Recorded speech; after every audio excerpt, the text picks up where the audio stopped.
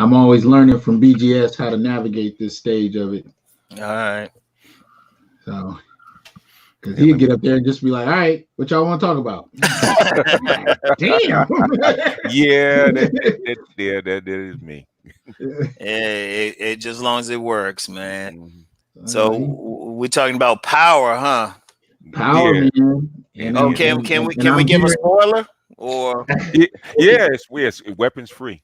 yeah. oh And I've been wanting to hear what you had to say. I caught Angryman who went into it yesterday, so hopefully he'll pop in oh when he's done with his thing. But I'm hearing you're the man to talk to about this. So well, I'm gonna tell you what, man. I don't like how they ended it. Mm-hmm. Just the way they did it. Like, okay, you see the supposed mid-season finale, he gets shot, and then you do 5 episodes eliminating who shot him when it came down to his son. Mm-hmm. And it was kind of like, okay, why don't you just have him shoot him at first, like out of the blue, surprise?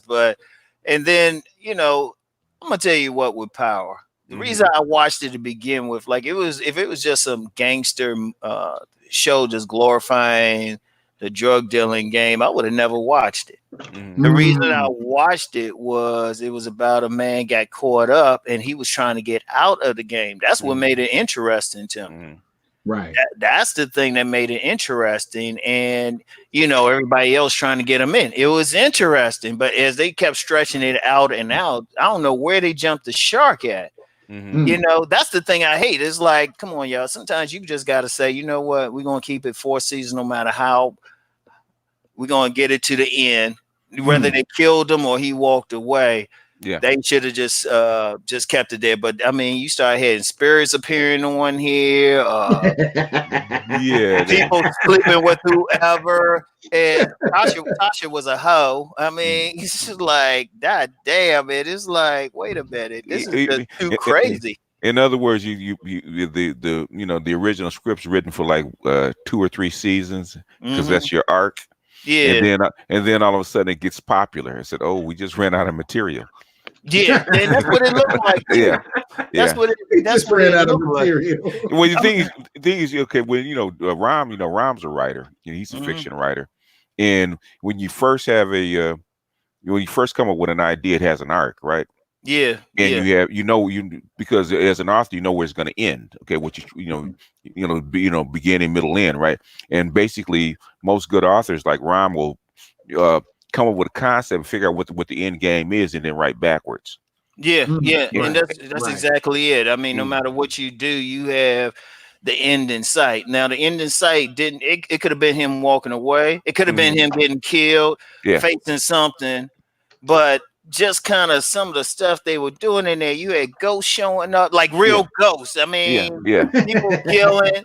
They hating each other and then being cool with each other, and you just like, wait, man, some of this don't even make any damn sense. It was like they were stretching it in the last season. Honestly, I really just watched it just to see how they were going to end it. Yeah, right. And even how they ended it. They still had to stretch it out. It's like, look, just show his son shooting them, and then maybe whatever money consequence there is, man. Money talks. The same thing with Money remember, Talks. Money Talks. Remember House of Cards? And I never really watched that. You can tell me about that. Oh, House of Cards. Oh, I missed that one too. You gotta watch House of Cards. Okay. Oh, okay. Especially the first 3 seasons, right? Where he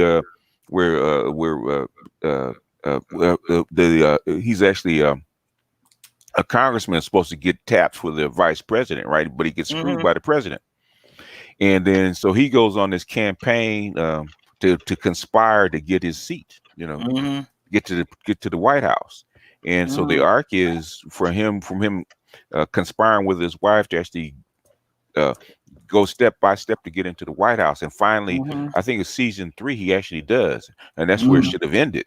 But guess what? There's too much money on the table. So now you have to reboot your arc and have another arc. You got to weave it in. So then all of a sudden, that's where all the goofy stuff comes in, because from the beginning to the end of where the show should have ended, which him actually the last show, I think the 3rd season, where he's actually gets promoted to actually the president of the United States. Mm. And when I he didn't taps know the it went table, that far. when he taps the table, and then he, that's what that should have been the end of the story, because he actually achieved his end, but then Yeah. there was too much money on the table. Oh, okay. So Okay. then now he had to make up stuff that wasn't in the original idea. And I'm gonna tell you what, from a writer's thing, it's really better. Like there's a science fiction flick series that I liked, Battlestar Galactica. Remember, it was Right. on a few. They Yeah. kept that joint. That was a very probably considered one of the best science fiction shows. But they kept that at 4 seasons, and they were like, "Nah, we ain't going beyond this." Yeah. Now they had some spinoffs. Now if they like kept Power at 3 or 4 seasons and then did a spinoff, and they were like, okay. Like maybe have Ghost walk away with Angela or whatever, because that was the whole thing. Like when I started watching it, and then just how they had the character at first. The character at first was very interesting. He was complex. It was like, okay, he's very smart, but for whatever reason, he got into the drug game, which is a reality out there. Yeah. Because let me share this story, man. Because I worked in a criminal justice system on both sides of the aisle, right? And I remember there was a case where I was an investigator working for this defense attorney who was defending a member of a drug gang. And I had to serve a subpoena on the leader of the drug gang, who was a 16-year-old. Wow.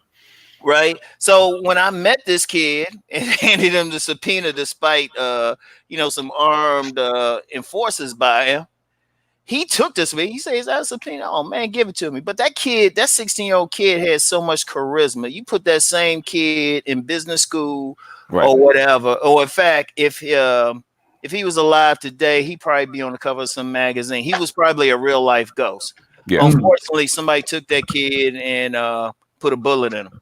Yeah. Well. But that was one of the things that interested me about Ghost. So it's like, okay, you look at this guy. He's trying to get out of the game. He probably got in the game for whatever reason, but he had a plan to get out. Yeah. And then part of the story was everybody else wanted to stay in, particularly Tasha. Yeah, Tasha wanted. Yeah, in fact, that's one of the lines that he actually told her. He said, "He said you're in love with you're not in love with the person I am now. You're in love with the drug kingpin. In other words, who I was."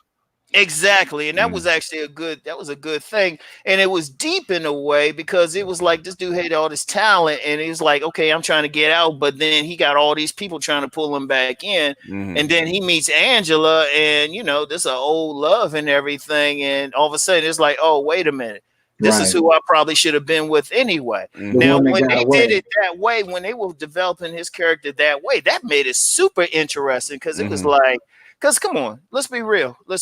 And I've been in that position, in that drug position though, but a position where you doing something, because I could be like some corporate dude or doing some other stuff, making a lot of money, but it wasn't in my spirit to do it. So I actually got burnt out doing some things. And see, that's a real thing. I've met some other drug dealers, former drug dealers. They went through that. They making all that money, but it was like, nah, we can't keep doing this. So that made the story interesting. It's like, okay, y'all not glorifying, he trying to get out, but then it got to be, like you said, BGS, the fans, everything. So they kept stretching it. Yeah. Stretching it. The story. Hold on 1 second, fellas. Keep going. I'll be right back. Yeah. Right. The story. Story, when I first heard it, it seemed like it would only last like 3 seasons, and it was a minor show, and it had a little bit of legs, and then all of a sudden it got this, this how can I say this cult? It became a cult hit. Yeah, it did. That was the thing. That was the thing. And like I said, trust me, I was really, I was into Power. I was using Ghost as an example, like just the character, because he was just hitting on so many levels. I mean, he was definitely had the player in him, even though he wasn't messing with that man, but still, you tearing up Tasha and Angela. And then he hit a few other women in that series too. Well, I mean, at least one other one. But you saw he had that, but then he had the businessman thing. Think about it. He was a killer ass. He was a killer ass drug dealer. Yeah. Kick ass there, just genius at it. But then he could have built a whole line of nightclubs. So he had the business thing. Definitely a warrior. I mean, that dude one show, man, he was a straight assassin. They could have made a series out of him being an assassin, and then definitely a genius, one step ahead. You know, I mean, this dude had a lot of stuff going on for him, and that's some powerful stuff just in itself. So just that image. Now you take away the criminal aspect of it and apply that to say somebody, I'm not going to make money as a drug dealer with criminal act, but I'm gonna make money in a legitimate way. Then have that other stuff. Shoot, that's the type of guy I talk about. That's one reason I did like it. Yeah, yeah. The thing is that can you keep your past from catching up to you? Because Freeway Ricky Ross is the same place. It wasn't that he wasn't. He was uneducated, but he was actually a genius because a lot of his business acumen was actually displayed, but just by selling drugs. And he was trying to do the same thing, trying to get out. Because he had check cashing places. He had detailing shops. He had a tire shop. He was trying to buy a theater so they can actually have the hip hop acts and stuff like that come through. He was trying to find a way out of what he was doing. But the thing is that at some point, it's kind of hard to leave the dogs of the past behind.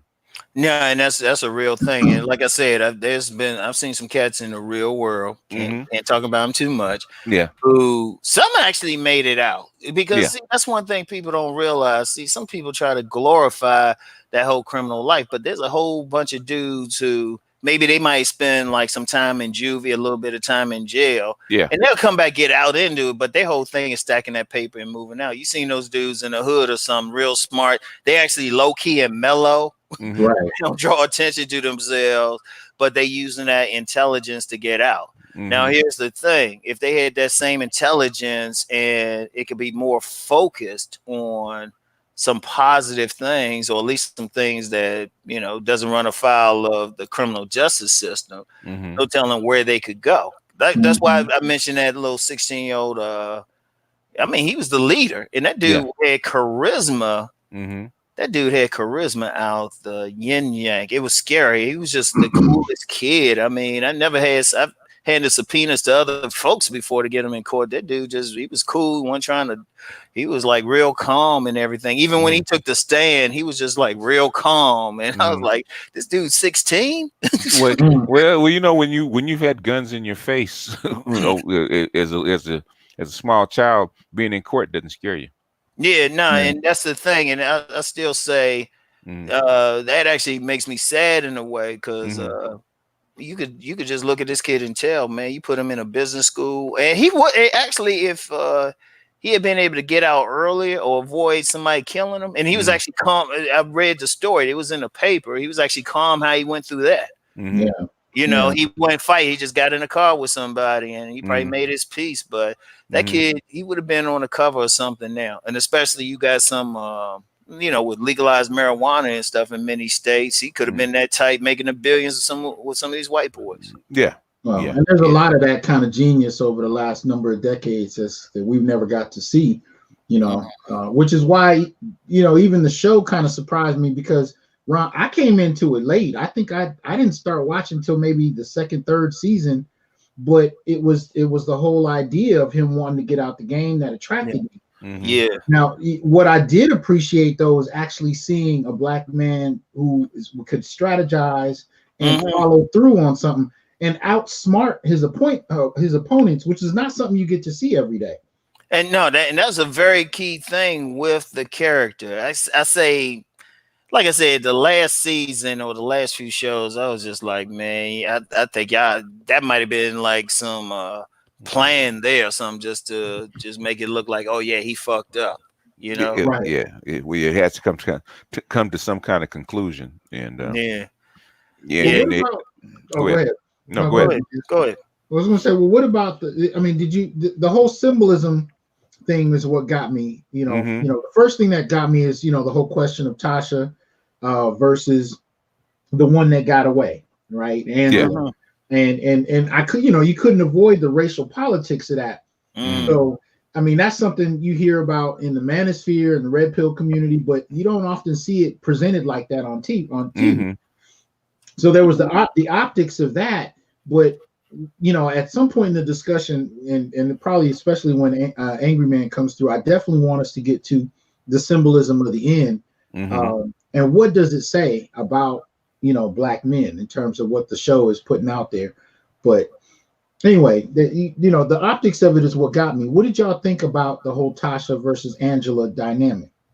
I can tell you, because what I saw there, the racial thing, that was a visual thing, but she more or less dealt with a difference. She dealt with Jamie more. Right. She dealt with Jamie, so that was more his true self. Mm-hmm. That was more his true self, where he could have been, where, maybe if some different things happened, he would have had those kids with Angela. That is much the racial thing.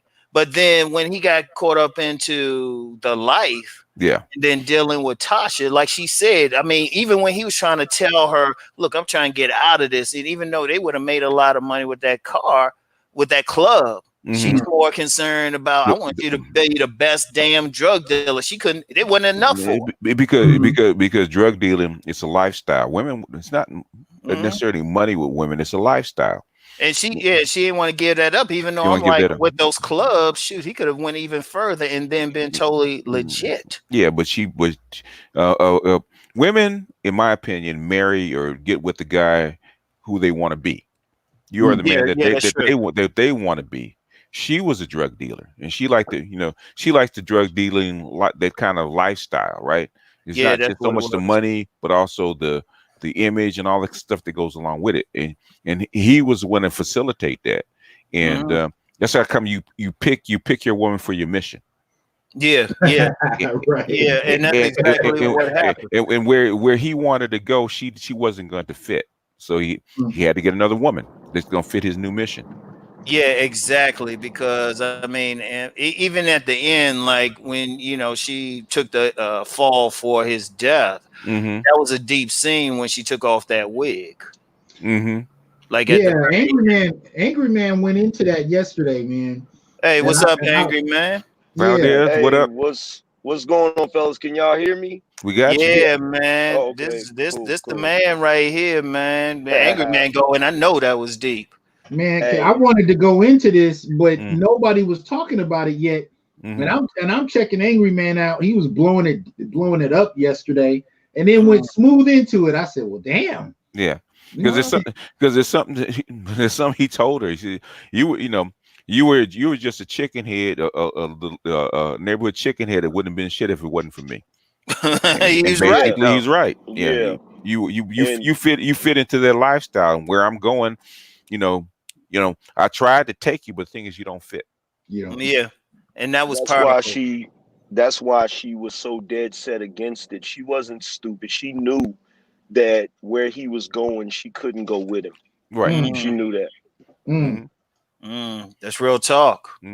That's real talk. And she was going to stick in no matter what. She was going to stick to that lifestyle, even though it was getting her own fucking son in trouble.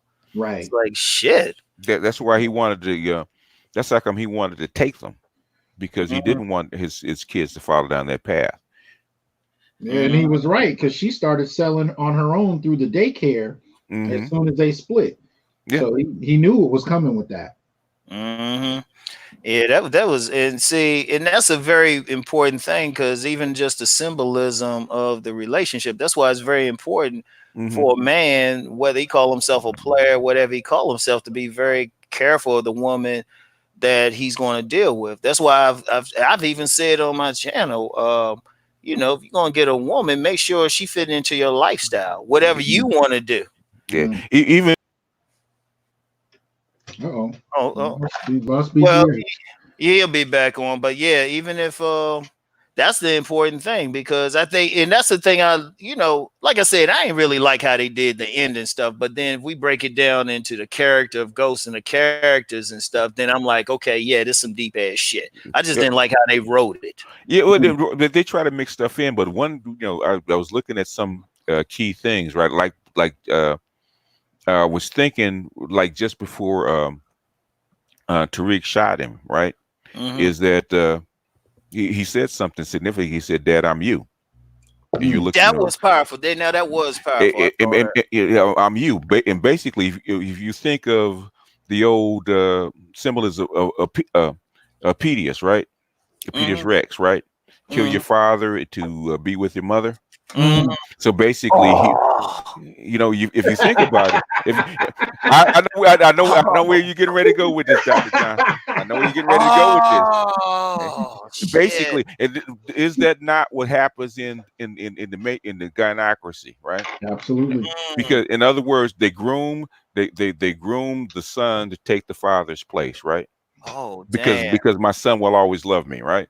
The son has been brainwashed. But been brainwashed because Ghost wanted to move on and and do something else. He didn't want to be Ghost anymore. He wanted to be James, right? James Kirkpatrick, and she did not want. She didn't want James Kirkpatrick. She wanted Ghost. So guess what she did? She made another Ghost.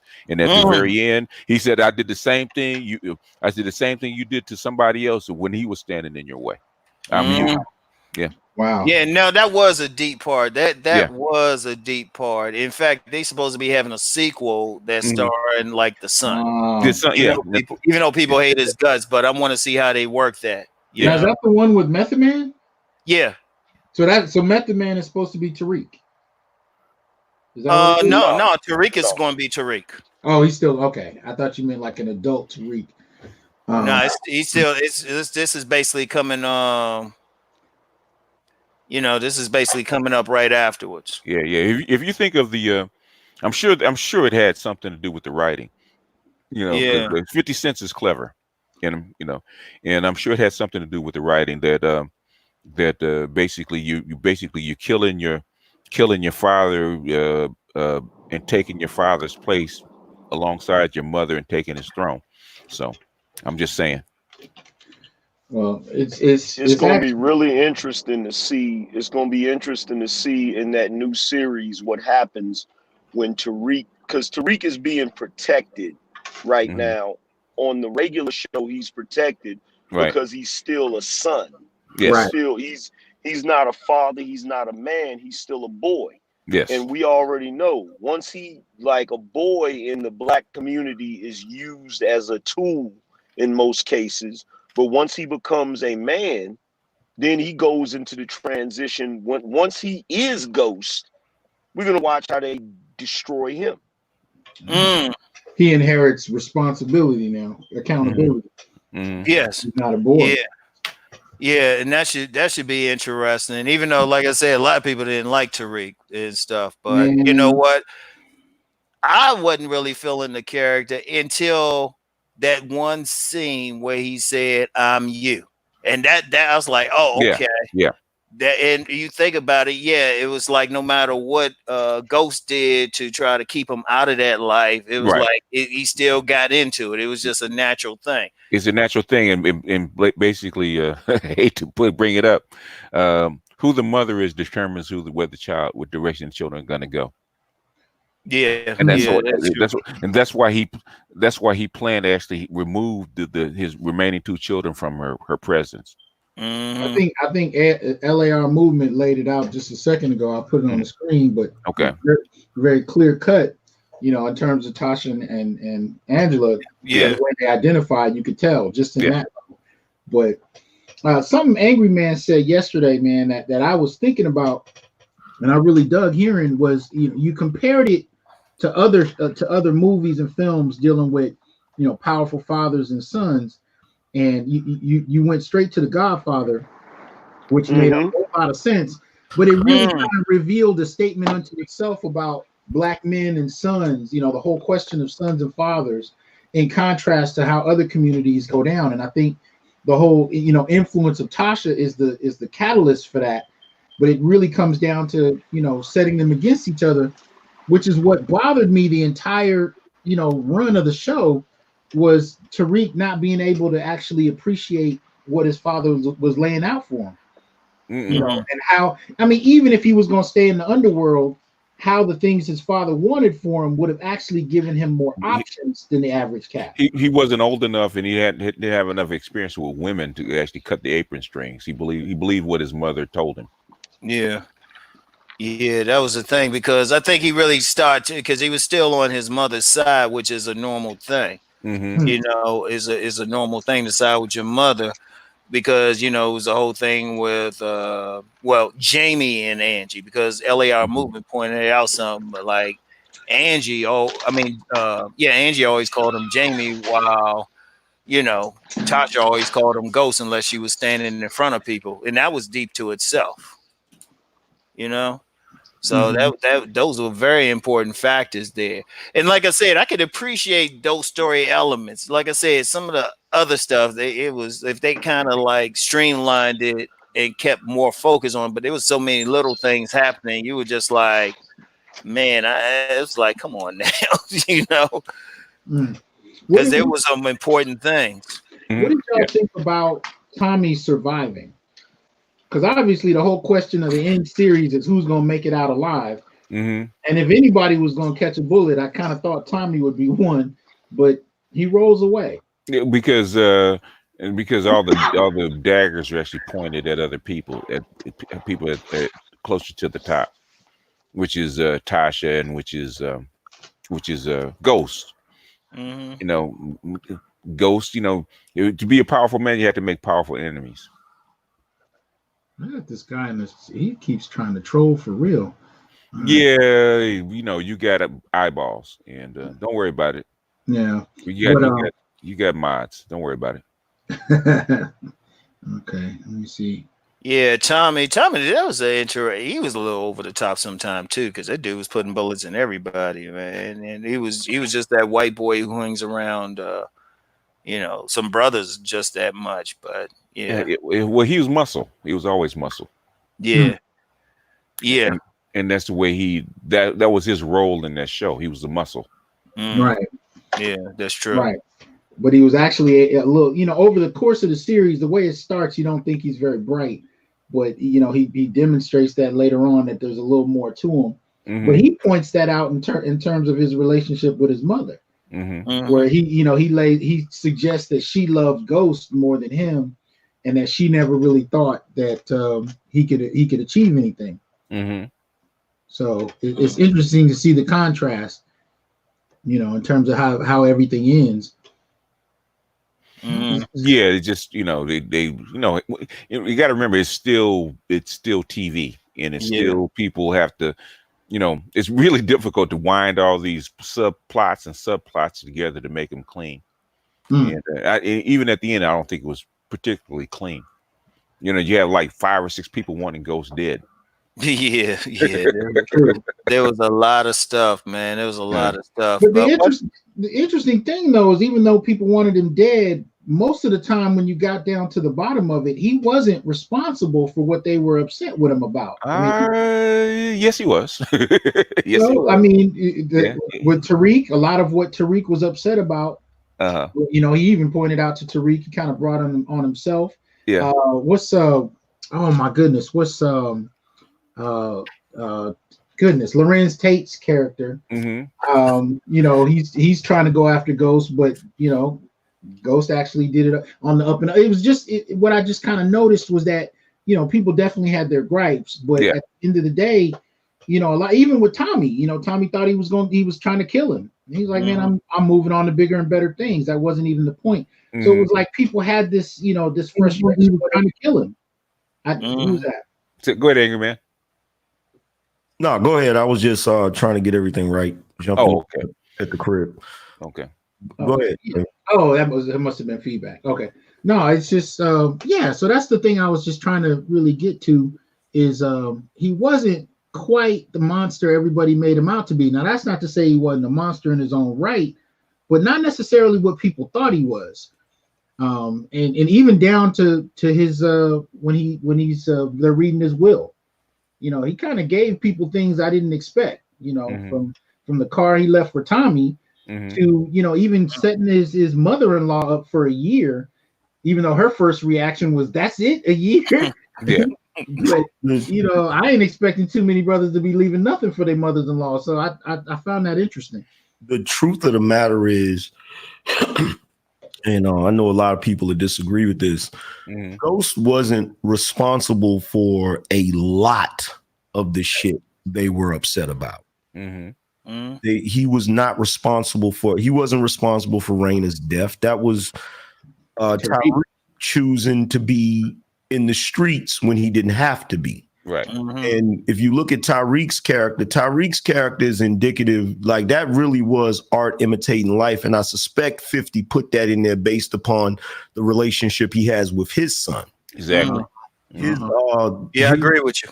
His anger towards Ghost is really his mother's anger. Exactly. Because at the end, it came out when he said, I wish we could go back to before you chose Angela over us, which meant all of the things that he was accusing Ghost of, that wasn't what he was upset about. Because if that was really what he was upset about, why did he not have an issue with those same transgressions with other characters? Tommy was just as bad as Ghost, if not worse. Kanan was just as bad as Ghost, if not worse.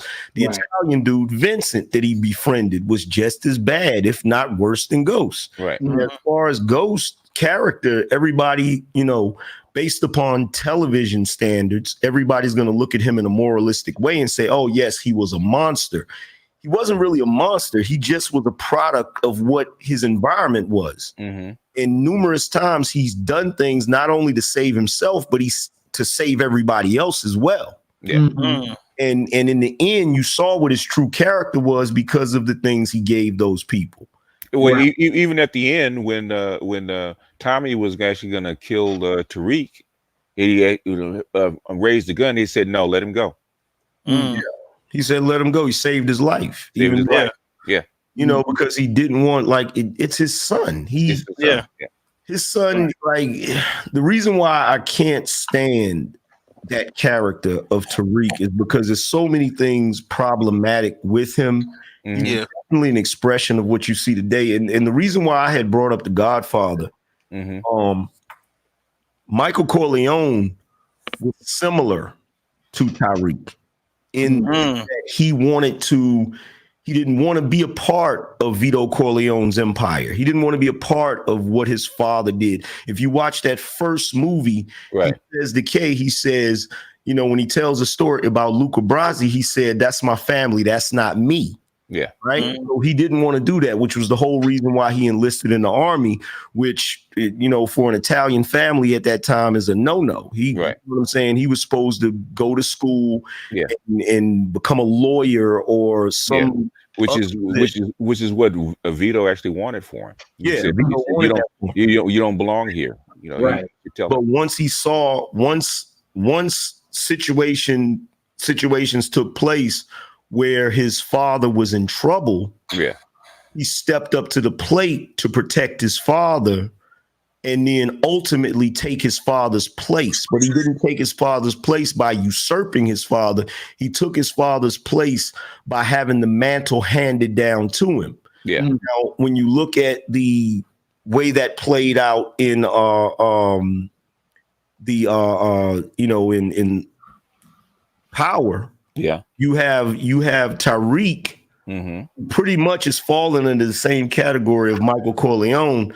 But when he finds out that his father's into all of these things, his natural inclination is not to, I'm gonna be useful to my father. His natural inclination is my father's place. I'm gonna take my father's place by taking my father out.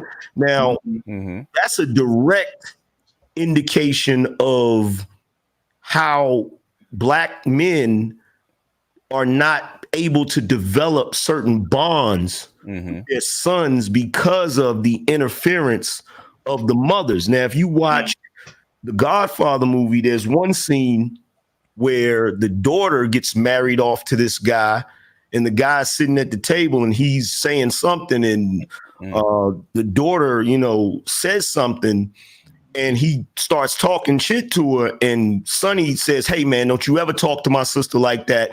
And Sonny's mother says, "Santino, don't interfere." Now, the reason why she does that is because in their culture, men have a certain amount of authority. Right. So if he's married to her, that's his wife. Yes.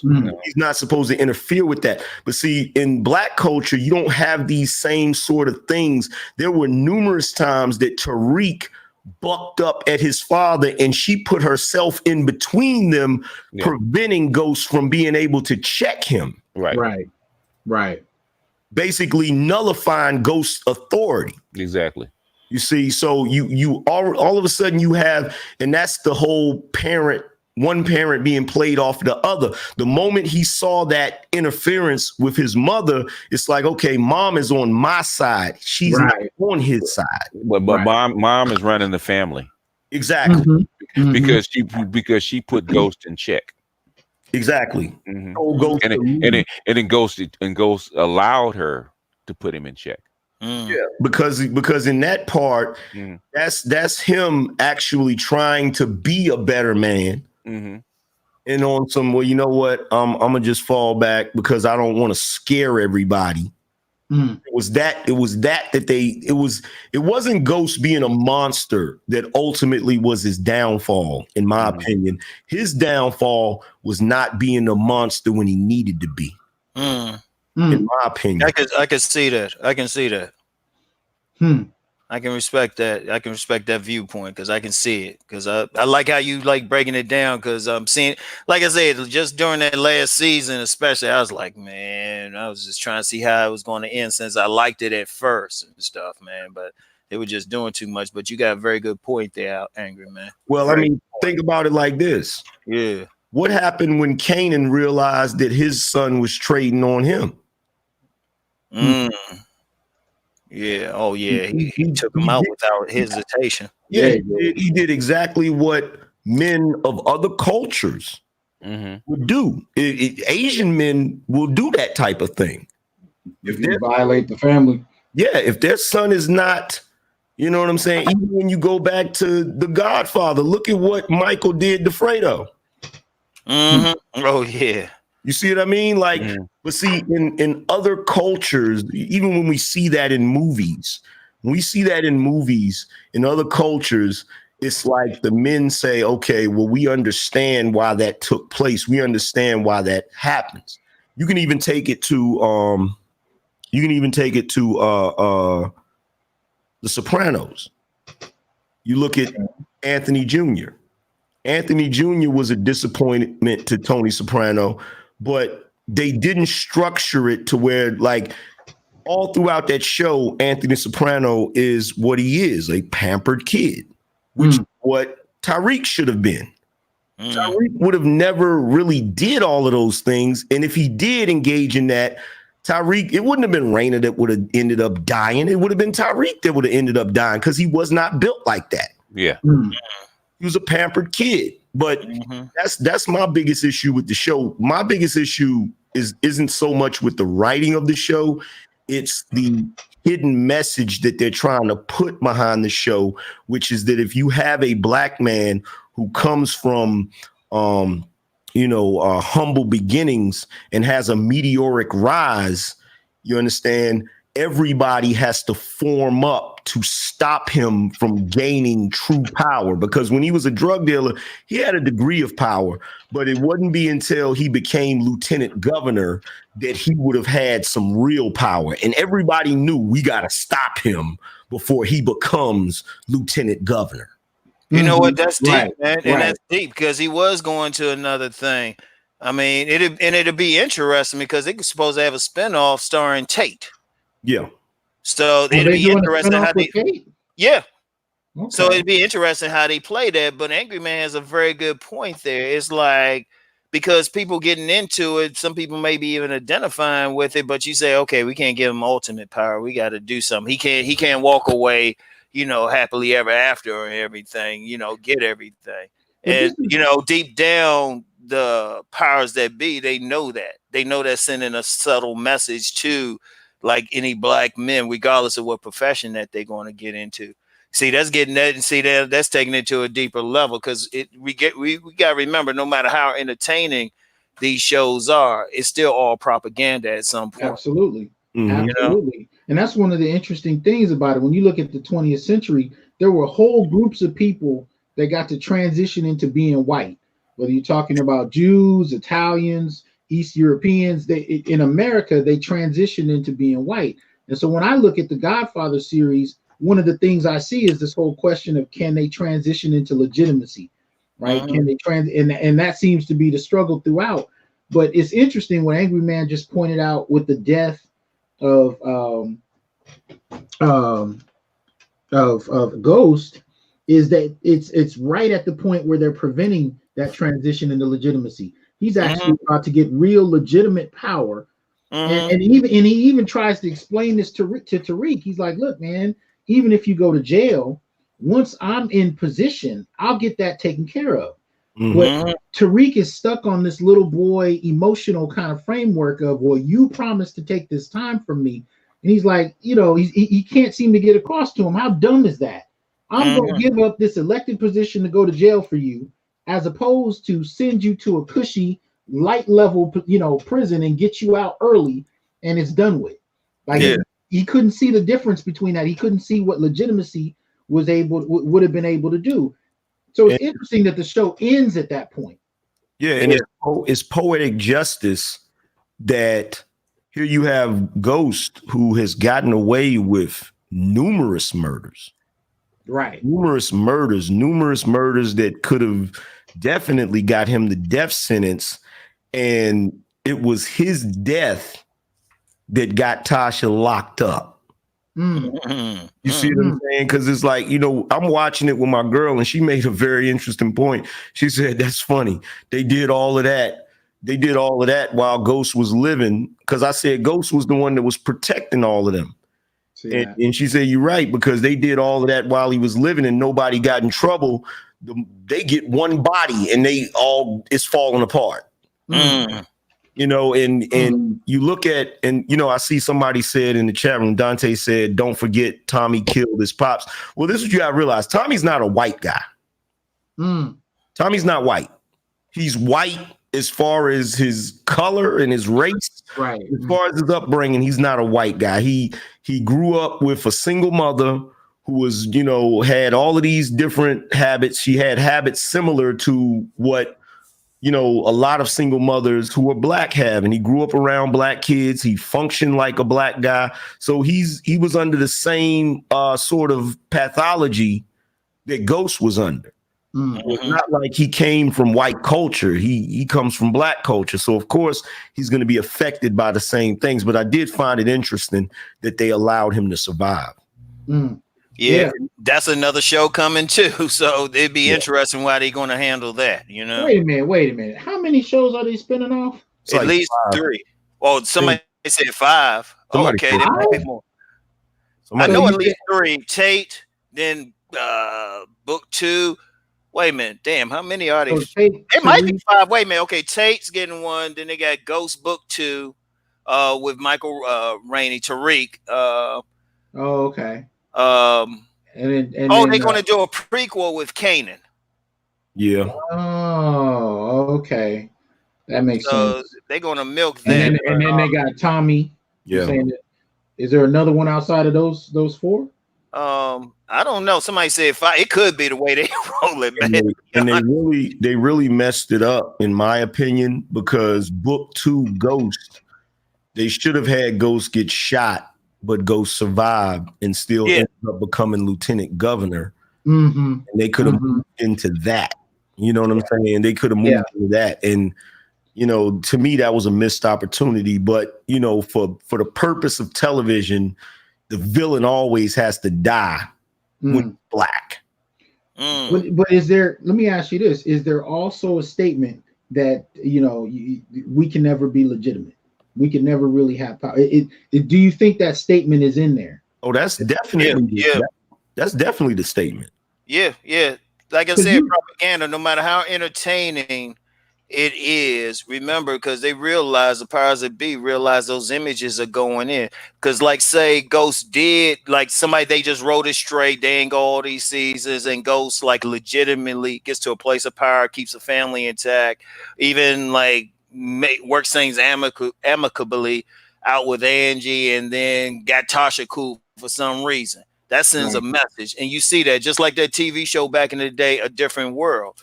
Remember, Black college enrollment tripled when that show was on. So that's a powerful thing. So, you know, they were like, well, wait a minute. We show Ghost winning. Some other kids out there may be doing the same thing or not doing the same thing, and say, hey, we can win too.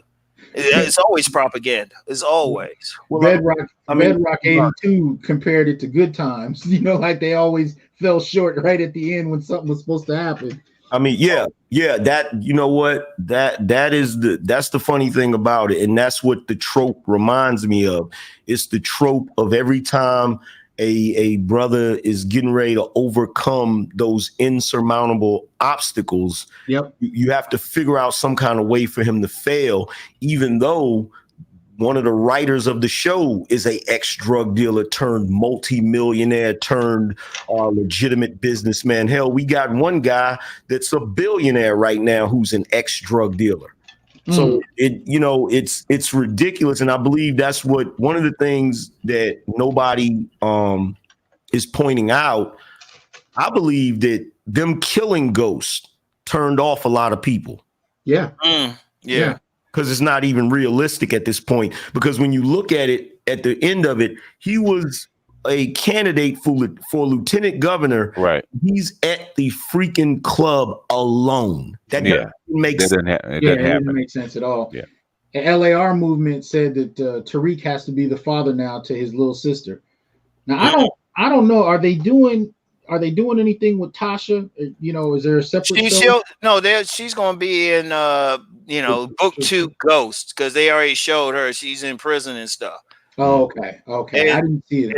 Tariq still might be in trouble because, you know, at some point, you know, they examine, you know, interrogate her, and she might, you know, let it slip, or they'll find something. Like I saw some people comment about it, say, well, weren't there cameras inside of Truth that might have caught something? So we don't know how they're going to do that, you know. Well, R. Kelly, what is this? R. Kelly 91182 in the comments makes a significant point. He said we never actually saw Ghost's body. Yeah, that's something else I noticed too. I'm wondering if they're gonna try to do a twist, where, you know, he actually did survive. You know, I hope they do, but I at this point I doubt it. That would really be jumping the shark if they did. I wouldn't be surprised though. Don't put it past them. Don't put it past them. Seriously, if they thought if there was enough of a thing or the show's going down, they might just say, "Oh well, you know, he was just faking all along" or something. Why is book 2? Because here's the thing that bothered me about the thing when they first announced that he was murdered, right? One, they got this spinoff that they named after him, which makes no sense. Right. Why wouldn't book 2 be Tariq? Exactly. He's assuming his father's identity. That's what he's being Ghost now. He's Ghost Junior. Okay. Well, see, here's the thing though. When there was just a couple things I noticed that seemed really suspect. You know? There's holes that you can actually drive a truck through. So that's why I was just watching it around the end just to see how it would end. But like, I'm gonna be honest, that last episode, man, it was like watching paint dry and stuff. I was like, man, come on, get to it. You know. But I knew it was Tariq because the closing episode with Tommy, when Ghost, like, you know, Tommy was about to look like he was about to shoot, and Ghost kind of said, nah, let it go. Yeah. There's nobody else in the world he would do that for, not even Tasha. Yeah. Well, yeah, that had to be Tariq. I knew it was Tariq just because of the culture.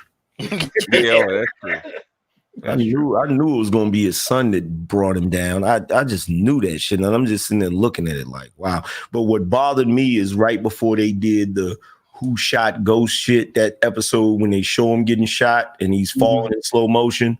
They had everybody coming to the club. The only thing they was missing was an Asian guy.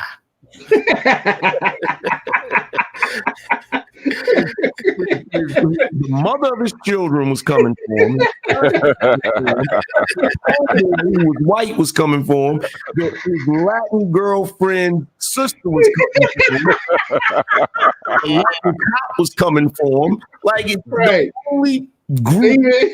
Even had Cedric the Entertainer trying to kill him. For it. Yeah, they just need an Asian guy and an Arab guy to make it complete. The world comes together to stop the black man. Yeah. Real And they had an Asian guy, the Asian attorney, man. It's a surprise. They brought him back. He just wasn't coming for him. I forgot about that dude. Ah, wow. Oh my goodness. Yeah, man. You know, the sad part is I thought Cedric the Entertainer should have been Father of the Year after just that one episode. I was like, this is the best father I've seen on this show. Oh, Straight assassin. And you know, I'm like, I remember the conversation he had, like the interaction between Tariq and Ghost with Tariq's anger was so forced. Yeah. Yeah. Because you're sitting there listening to him. You ain't did nothing for me. Like, yeah. What? Serious? Yeah. Yeah. But that's his mother talking through him. Yeah, which you know, Valdez, you've heard the same thing, you know, until they start to realize that okay, mama ain't what she says she is. Yeah. But I tell you what though, the amount of satisfaction I felt when she was sitting in that lawyer's office and he told her she didn't get anything.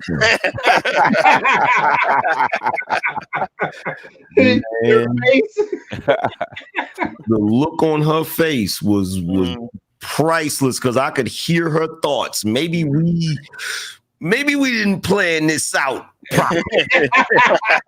you know that real talk right there. No, that was poetic justice. But I'm gonna give your mother a year's worth of rent. Yep. I was like, dang. Yep. She didn't play her part. Yeah. Now, what about Tasha with her new boyfriend? Because that was deep to me. Man, he was ready to set him up, but he was smart to like get a good alibi. Yeah.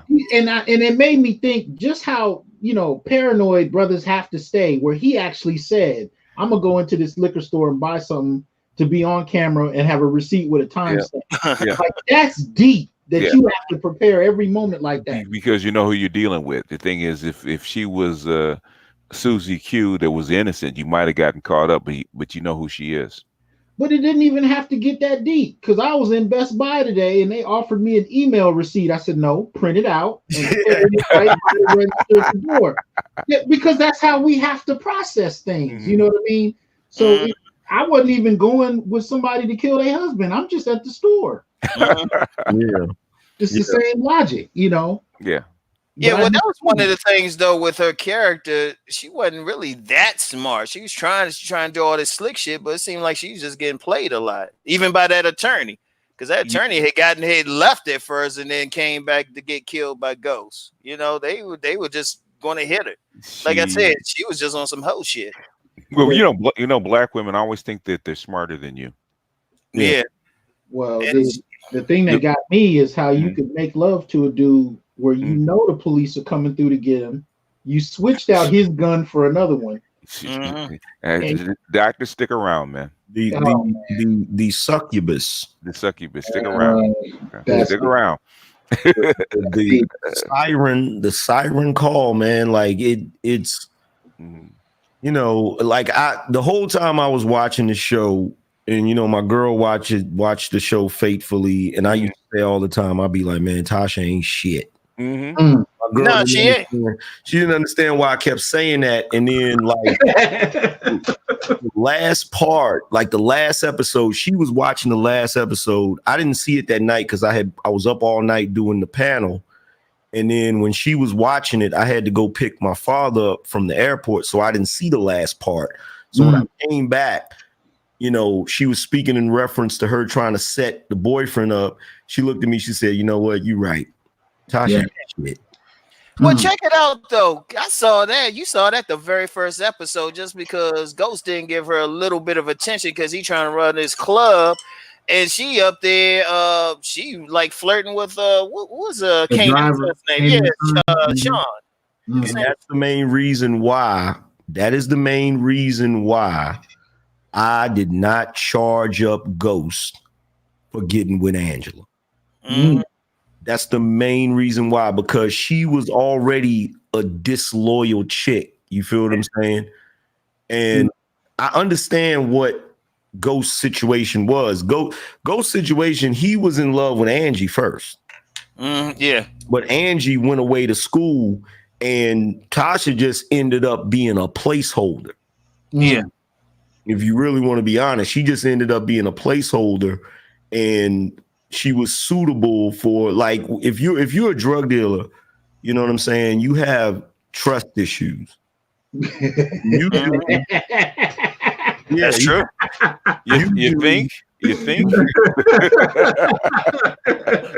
you want to stay alive, you better have trust. Here's the funny thing is, you'd be surprised how that's not obvious to everybody. Really? You feel what I'm saying? Like, the only way that, as a drug dealer, the only way you can trust somebody is you really got to take a leap of faith, because the only way you're going to find out if somebody is trustworthy is at the moment of truth. Yeah. And the moment of truth for him was when they got pulled over and she hid the gun for him. You know what I'm saying? And from that moment forward, that's why they were inseparable, because Ghost knew he couldn't trust none of them chicks in the street. And really, he couldn't trust her even after that. Yeah. But he thought there was a limit to how, how far she would go. According to the environment that she in. There's always a price. Yeah. Is how bad do they want you? But hell, I'm not a drug dealer. I have trust issues. That's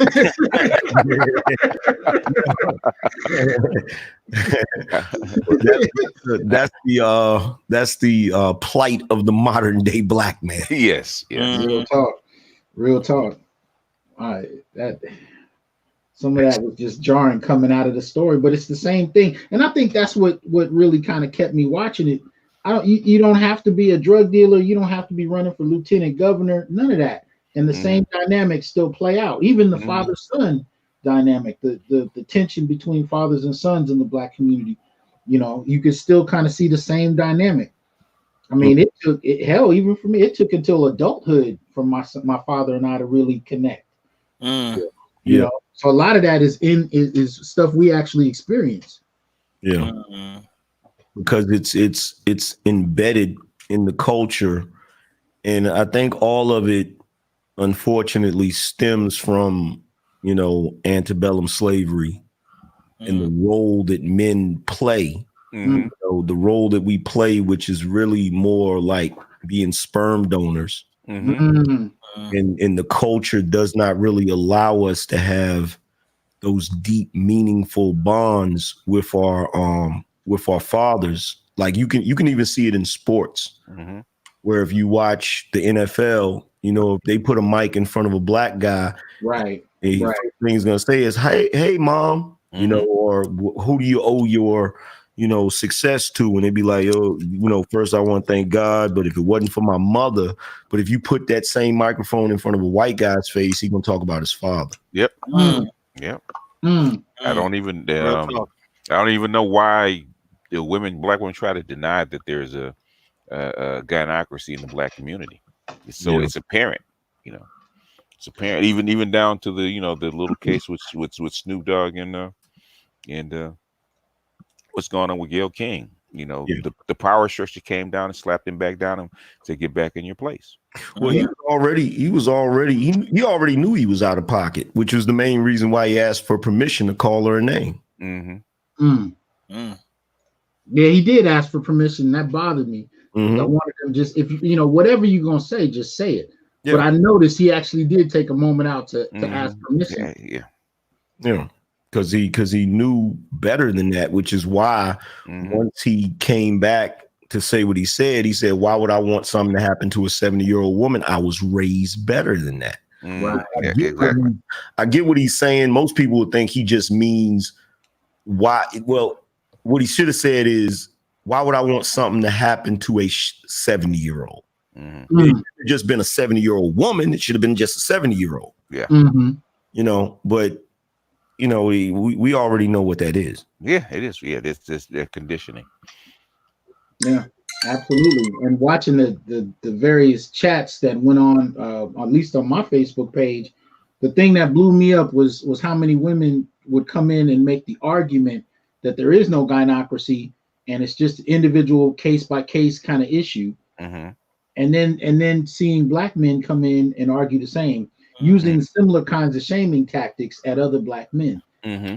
And those are the things that I still can't quite get over when I see that. Well, you know, a lot of people are saying, well, you know, they're cracking jokes about Snoop and saying that the reason why he's frightened is because, you know, Susan Rice has a certain amount of pull. I mean, she was the national security director for the Obama administration.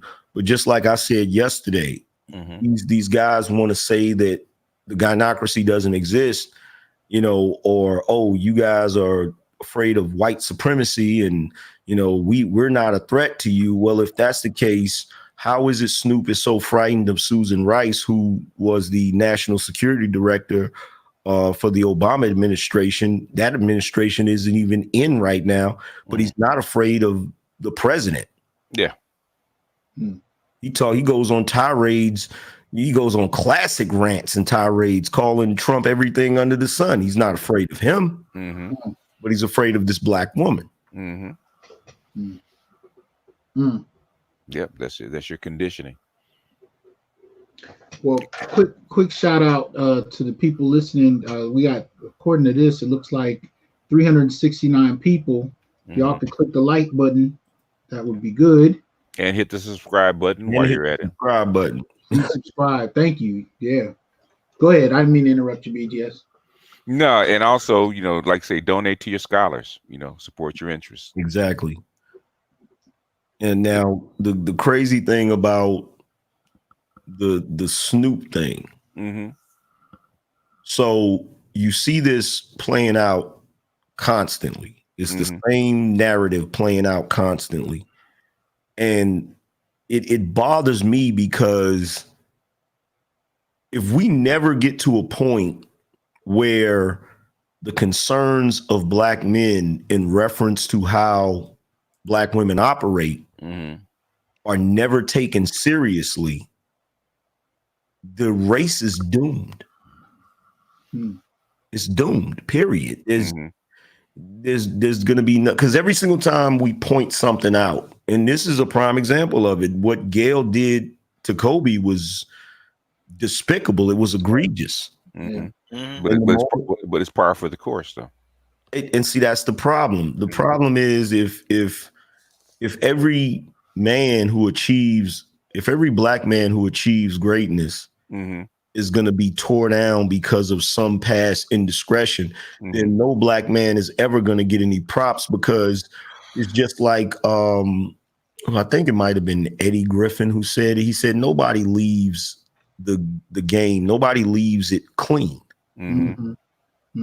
So if every dude has some sort of allegation, and I really feel like that's a plan, that's a strategy, is to make sure that they get sullied, so that when the time comes, if they need to silence them or if they need to, you know, tear down their legacy, they always have that bit of dirt locked away in the vault. No, that's real. No, that's real talk right there. That's why, like any black man, especially if they're young, they got political aspirations or want to do something, they need to make sure they keep their stuff clean, or at least, you know, but you know, everybody got something, but you know, you gotta be sharp. That's why I like coming up, because there was a time I wanted to get into politics, and there was some stuff I could have got into, but I didn't, because I said, nah, this shit will come up again. So I like left it alone. It wasn't necessarily illegal stuff. Yeah. But it was some stuff that could have been questionable. I'll put it like that. Yeah. So that's why it should have been Tariq that was groomed to actually run for office and stuff like that. No, that's real talk. Because in the real world, Ghost would have said, "Nah, you know what? This stuff, some could still come up. You never know. He did too much stuff. Let me get on Tariq. Let me say, look, this is how you get some real power and get into school, because that's what he wanted anyway, on a different path. Because that's the thing. Tariq let himself get caught up in the temporary moment, the fun and all of that, but he wasn't thinking like long term. He could have inherited his father's clubs. In fact, he was given really control of his father's club anyway. So he could have had all this stuff anyway naturally, but he wasn't that bright a kid. You're right. No. But I will give the show a little bit of credit in terms of at least showing, you know, black father love in a very complex way, because even after his death, he still makes Tariq go to college. Yeah. And I was like, damn, you know, he saw a lot of this coming. That's his legacy. So yeah. I wouldn't have put it past him to put him up, you know, for electoral politics at some point. But even that is going to require some kind of professional training, and Ghost was able to do it without that. But that was kind of I mean, that wasn't an everyday kind of situation. So he was setting Tariq up to move to a whole different level. Well, you know, the thing is, when we're talking about, you know, how Ghost should have groomed Tariq, and we're talking about all of these things. This is one of the things that is really frustrating as a black man. Like, one of the things that's frustrating as a black man is the pressure to never misstep, to never do anything wrong. Right. It's just like that episode of The Wire when Avon goes to visit his uncle. Right. His uncle's laying there in the bed, you know, from a bullet shot to the head or whatever. And it's bothering D'Angelo, and he tells D'Angelo, he said, you know, it bothers you, doesn't it? He said, I feel the same way. I could deal with it better if he was dead. You know, but seeing him here, as he said, see, in this game, you only got to fuck up once. The crazy thing is, he's not even talking about drugs. He's just talking about life. Yeah. Right. He said, you only got to fuck up once, be it a little slow, be it a little late. He said, but how you never gonna be slow? How you never gonna be late? Right. Like, how you never gonna make a mistake? You know what I'm saying? And we're crucified by our mistakes. Absolutely. Real talk. Yeah. There's a hyper focus on our mistakes, and other people get a pass, but we'll turn around and say to each other, even as black men, well, you shouldn't have messed up. Yeah.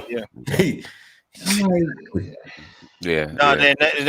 the real thing. And I mean, you know, it's like the elders used to say, you know, you got to be twice as good to get half of what they have. I mean, that's some real talk, because you get like with the Kobe thing. How many white athletes have did some shit and you don't even hear about it again? And yet, like somebody like Michael Vick, they still talking about that dog thing no matter what. I mean, he served time and everything. They still talking about it. Yet you got somebody like, what's his name, that quarterback Ben for Pittsburgh.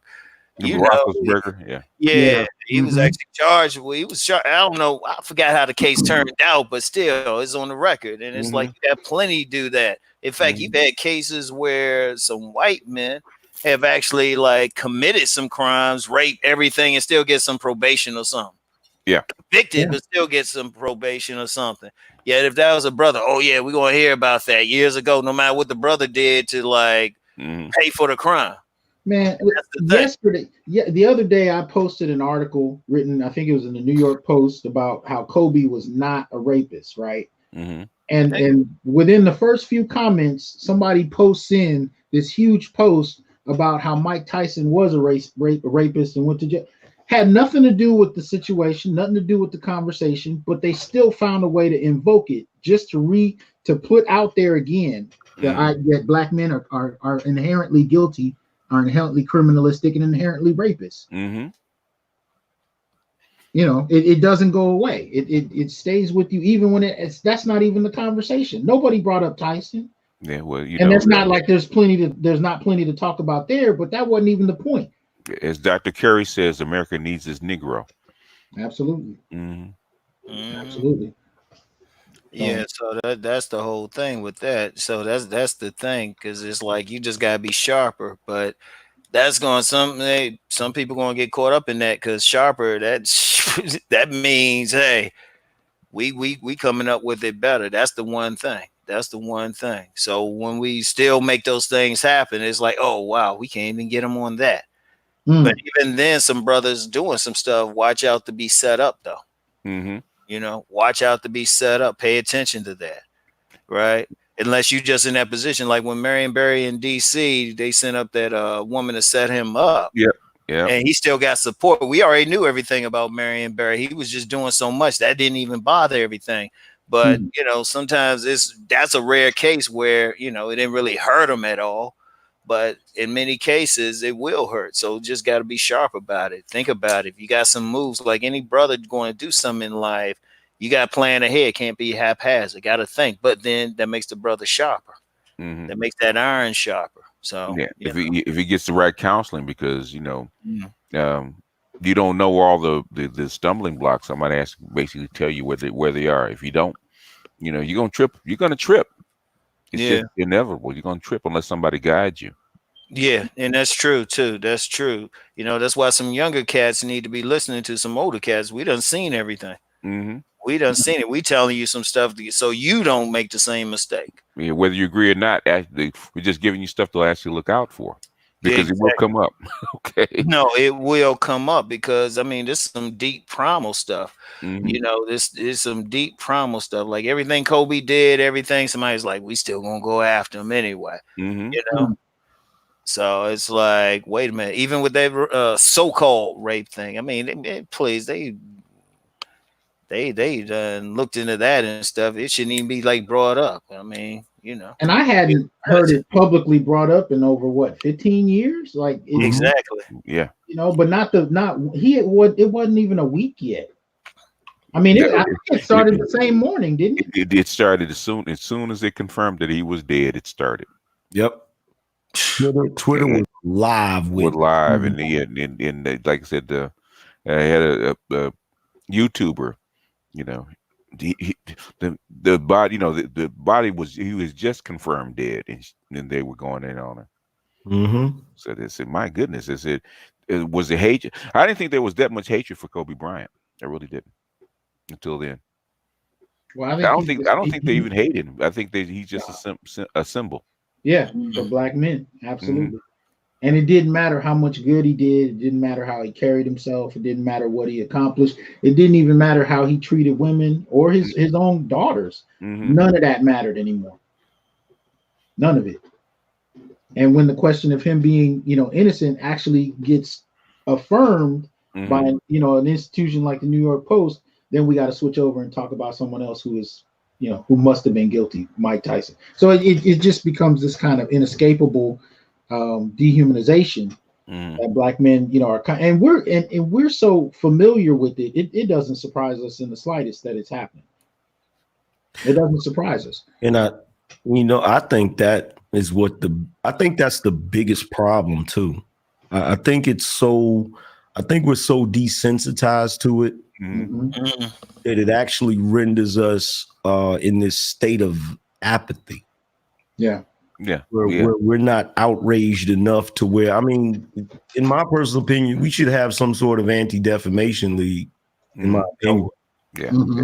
That's why at the very, you know, at the end of even in this series, we weren't surprised that his own son would kill him over what he did to his mother, or supposedly did to his mother. We weren't surprised. Yeah, it's not what you did to me; it's what you did to us, meaning me and my mother. And I can't wait for the grimy chick that's going to do his ass grimy. Right.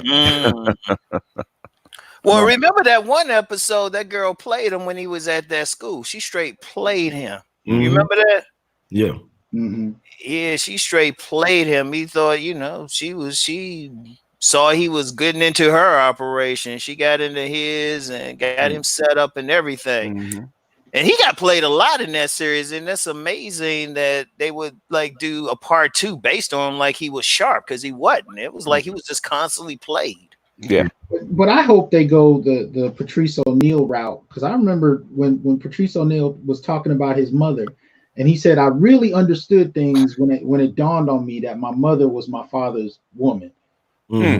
That's a profound, it's something that often doesn't hit black men until deep into adulthood. But I'm hoping that they show Tariq hit that moment where he actually understands Ghost on another level. And that was the thing that frustrated me most. There was never that moment in the show where you saw them connect at any point. No, he was too young. He was too young. He hadn't gone through it yet. I remember it took my brother to get 30 years old. And he said he finally realized that black woman was masquerading as his mother. Yeah. It's gonna happen. It's definitely gonna happen. I have that issue with my second oldest son. My second oldest son, I've had all kinds of little problems with him. Last year in the summertime, we had a little issue. And I send him back to his mother, get his mind right. And I kind of had to give him the cold shoulder, kind of love him from a distance, And he's finally got to the point where he's like, okay, I understand what I did wrong. Took him almost a year. Wow. Okay. Wow. And then the brainwashing is deep. Yeah, like he was, he was here. Well, in the last apartment that I had, he was being super disrespectful, not appreciating. I remember that. Yeah, he sadly had to keep a foot off in his behind. Yeah, he was being super disrespectful, and it kind of reached its peak one day where I had to put hands on him. Wow. Okay.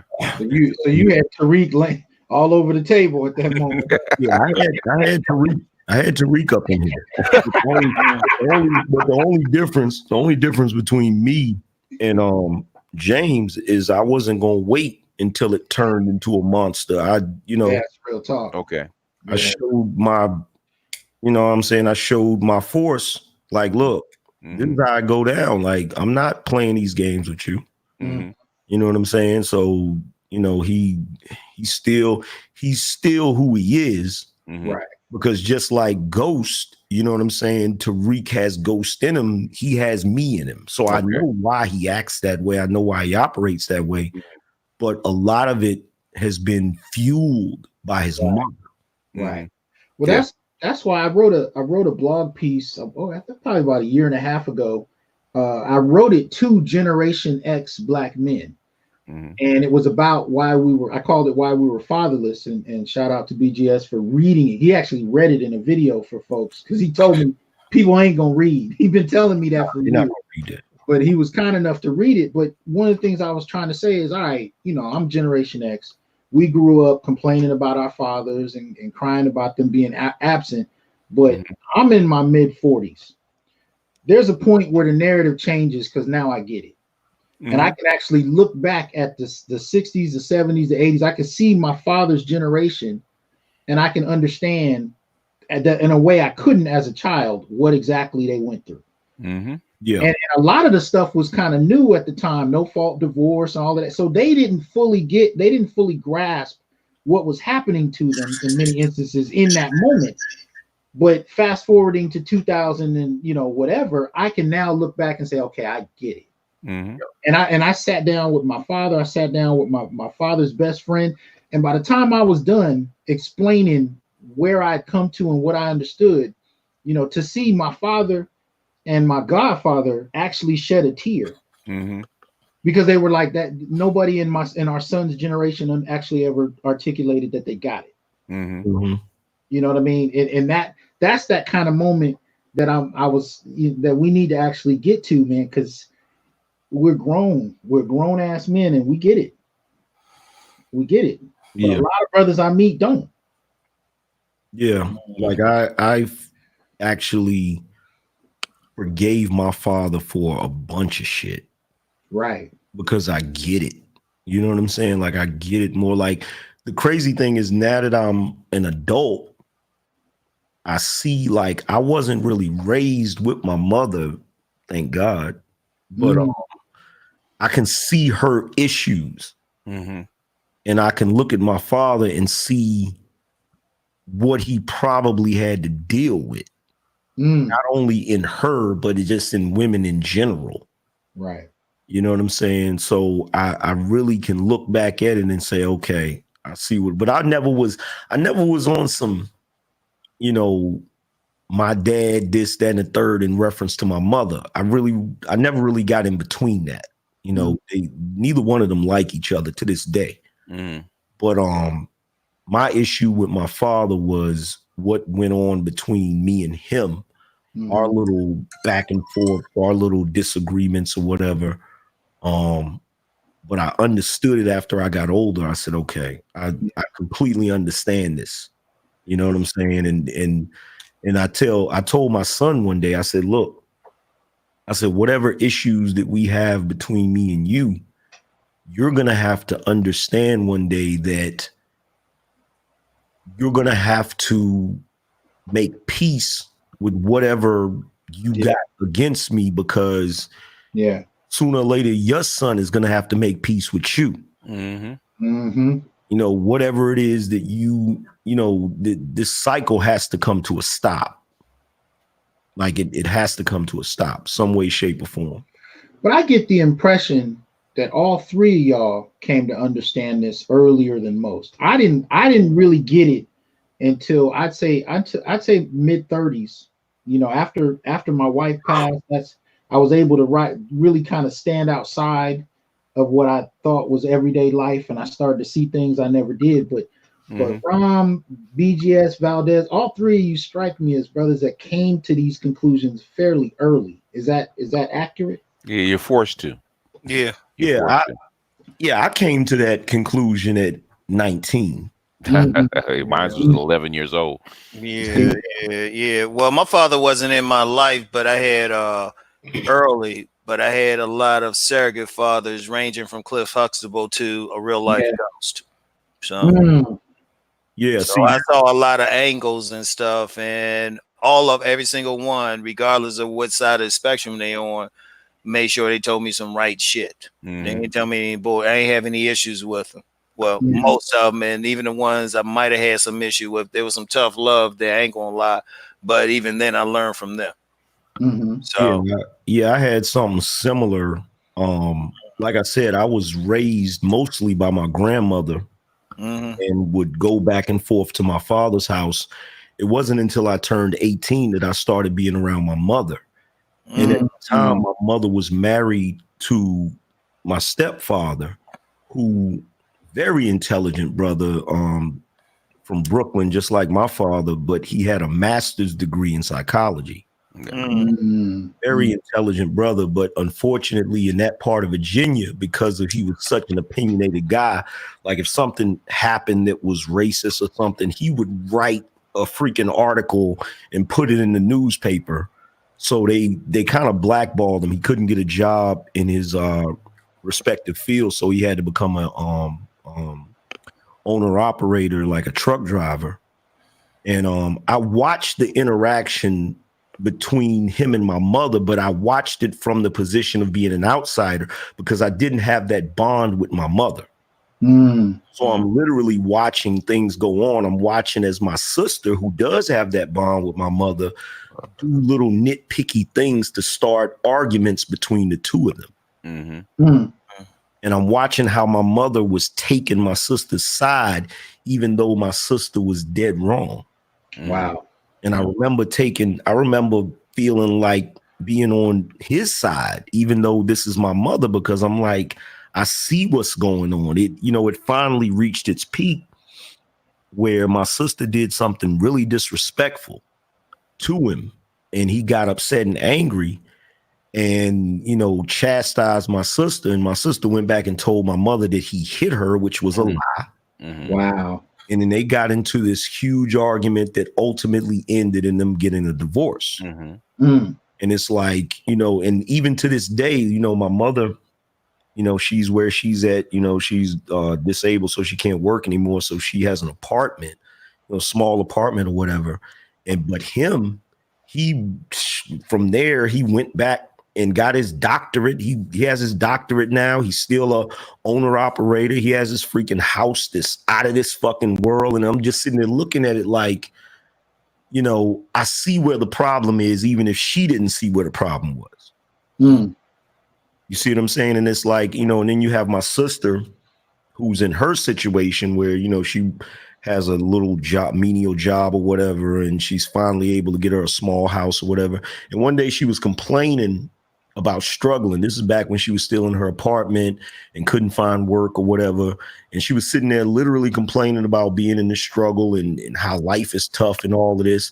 And I looked in the face and I told her, I said, well, you sold our birthright out. She said, what you mean by that? I said, yo, when Ma was with, you know who, he was making a killing. He was a very successful man. I even had conversations with him where you were in school for cosmetology. He was going to buy you a shop. He was going to give you your own shop. And he had the means to do it. I said, by you getting in between them and doing all that childish shit you did, you set all of this in motion. And this is the main reason. And she'll call me complaining to me, talking about Mom won't get out of my business. Of course, she's not going to get out of your business. You ruined her relationship. She may never admit it to you, but in the back of her mind, she knows that part of the reason she's struggling is because she picked you over her husband. Result of it. Damn. So it's like you can't get upset about that. And, you know, and you know, they'll ask me, you know, well, why haven't you came to visit? Why haven't you, like, I keep my distance because I know, like, I'm not going to allow y'all to pull me into that foolishness that ultimately ends up, you know, the 48 laws of power says to steer clear of people that are miserable, and unlucky and unhappy, because it'll rub off on you. So I, you know, visit from time to time. I feed people with a long handled spoon, but I learned a lot from not only my father, but my stepfather. And they've always told me to steer clear of people that do things like that. And, you know, part of my entrepreneurial attitude comes from my stepfather, because he would tell me constantly, you know, I'd be like, I need a job. He's like, make a job. You know, he would tell me stuff like that all the time. So it's like, I'm sitting there like, okay, how are you? Like, I can never have this conversation with my mother because she'll go off. She'll snap out if I have this conversation. But if I was to really be able to have that conversation with her, I'd say, well, look, you won and you didn't even realize you had won. Like, you had everything laid out. You won. You know, the odds of you coming across another guy who has a freaking master's degree from NYU, another guy that had that sort of drive and ambition, that is rare. You're not going to come across that again. You know, but that's indicative of the vast majority of women that come from the boomer generation and Gen X. They'll be winning and they'll throw away the fact that they're winning for something foolish. Doesn't make any sense, because that's not what they want. Yeah, and that's crazy. That whole concept is crazy. But yeah, it was that whole fiasco that went on that set my mind in the motion that, okay, you know what? There's some goofy shit going on here, and it's not what we were told it is. Right. You see, because if she tell it, she left him because he was an abusive dude, which is a lie. You know, it's a flat out lie. Why else would she leave a winner? Exactly. She's got to have an excuse. Exactly. Yep. Damn. What's she gonna tell her girls? I just left him because he's successful. Really? and just to give you an idea, when he left, He didn't even take anything except his truck. He left her everything, which was like $3 million in assets. Wow. Okay. Wow. Yeah. So like he left her everything. She couldn't maintain it. You know. Damn. You wanted to leave with a clean conscience, huh? Yeah. He left and built some more shit. Like if I could show you that house he lives in, man, it's ridiculous. I just looked at it like, because I'm still friends with him on Facebook. I'm looking, he's standing there in front of his house that he just bought, and he got pictures on the inside and stuff, grinning from ear to ear. What do they call it? Addition by subtraction? Yeah. Wow. Yeah, that's the whole thing. When you want it, you know, when a man wants out, when he doesn't take anything. Oh yeah, when he just bounces. You know, I did the same thing in my relationship. When I left my kid's mother, I left everything. Left everything. Yeah, I don't want nothing. I had artwork, all types of shit. I just left it. You just want out. Absolutely. Absolutely. Yeah. Wow. That's what you gotta do. Yeah, well, it's the nature of the beast. Yeah, but what you're saying, Dr. Johnson, is true. Like there are a lot of guys that they don't see it until a little bit later in life. Like there's even guys that come here on YouTube that still haven't seen it. And they'll be like, man, I don't know what y'all are talking about, you know. And some of them, the reason why they don't see it is because they may have lucked up and got married to a decent woman. Yeah. And so the only thing they see is how their woman behaves or how their wife behaves. Sure. You know, so they don't see what everybody else is dealing with, you know, or sometimes they're desensitized to it, depending on who they grew up with. They grew up with a mother who, you know, did certain things. It's normal to them. It is, yeah. That is that is probably the biggest thing to keep black men caught, is because what other men would see as abuse, we think of it as normal. Yeah, it's just how black women are. But you raise a significant point, Angryman, because I have a couple of colleagues who are baby boomers, retired. And when they listen to some of the things that I'll post or talk about regarding relationships and the family, you know, they'll be like, I don't get what's going on with your generation. But when you look at their lives, they're married for the last 30 plus years. Yeah. You know what I mean? So to them, this is all just strange. So yeah. I hear what you're saying. Yeah. Because they've been fortunate enough. Like there are a lot of us guys that if we would have been able to, we could have really truly avoided a lot of this if the Gen Xers weren't taught so adamantly that they didn't need men. Yeah. If they weren't taught so adamantly this sort of misandric sort of mentality towards men, we could have avoided this. Because I can honestly say that during my youth, you know, when I was a teenager to my 20s, there were still viable women. They were good women. They just were misled. And so whenever you try to, you know, when you get in a relationship with them and you see them do something that's more gynocentric or feministic, you try to correct it as a man, they rejected that correction.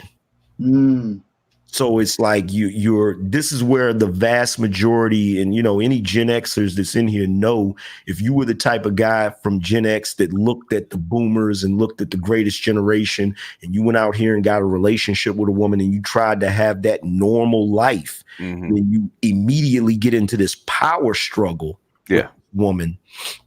You know as well as I do that that's where the bulk of your problems came from. It wasn't nothing else. It wasn't truly finances. It wasn't the rearing of the children. It wasn't any of that. It was that power struggle that caused the most problems, that caused the domestic violence issues, the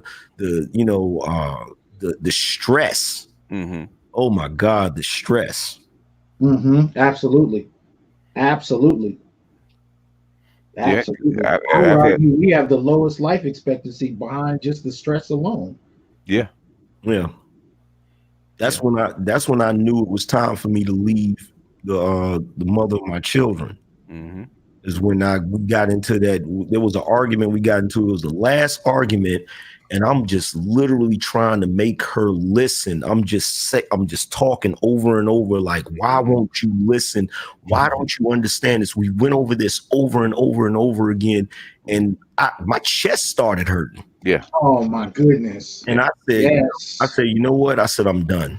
I'm done. And I was done after that, you know. I'm not trying to have a stroke behind this. Yeah. Yeah, because you're trying to change your mind, and you can't.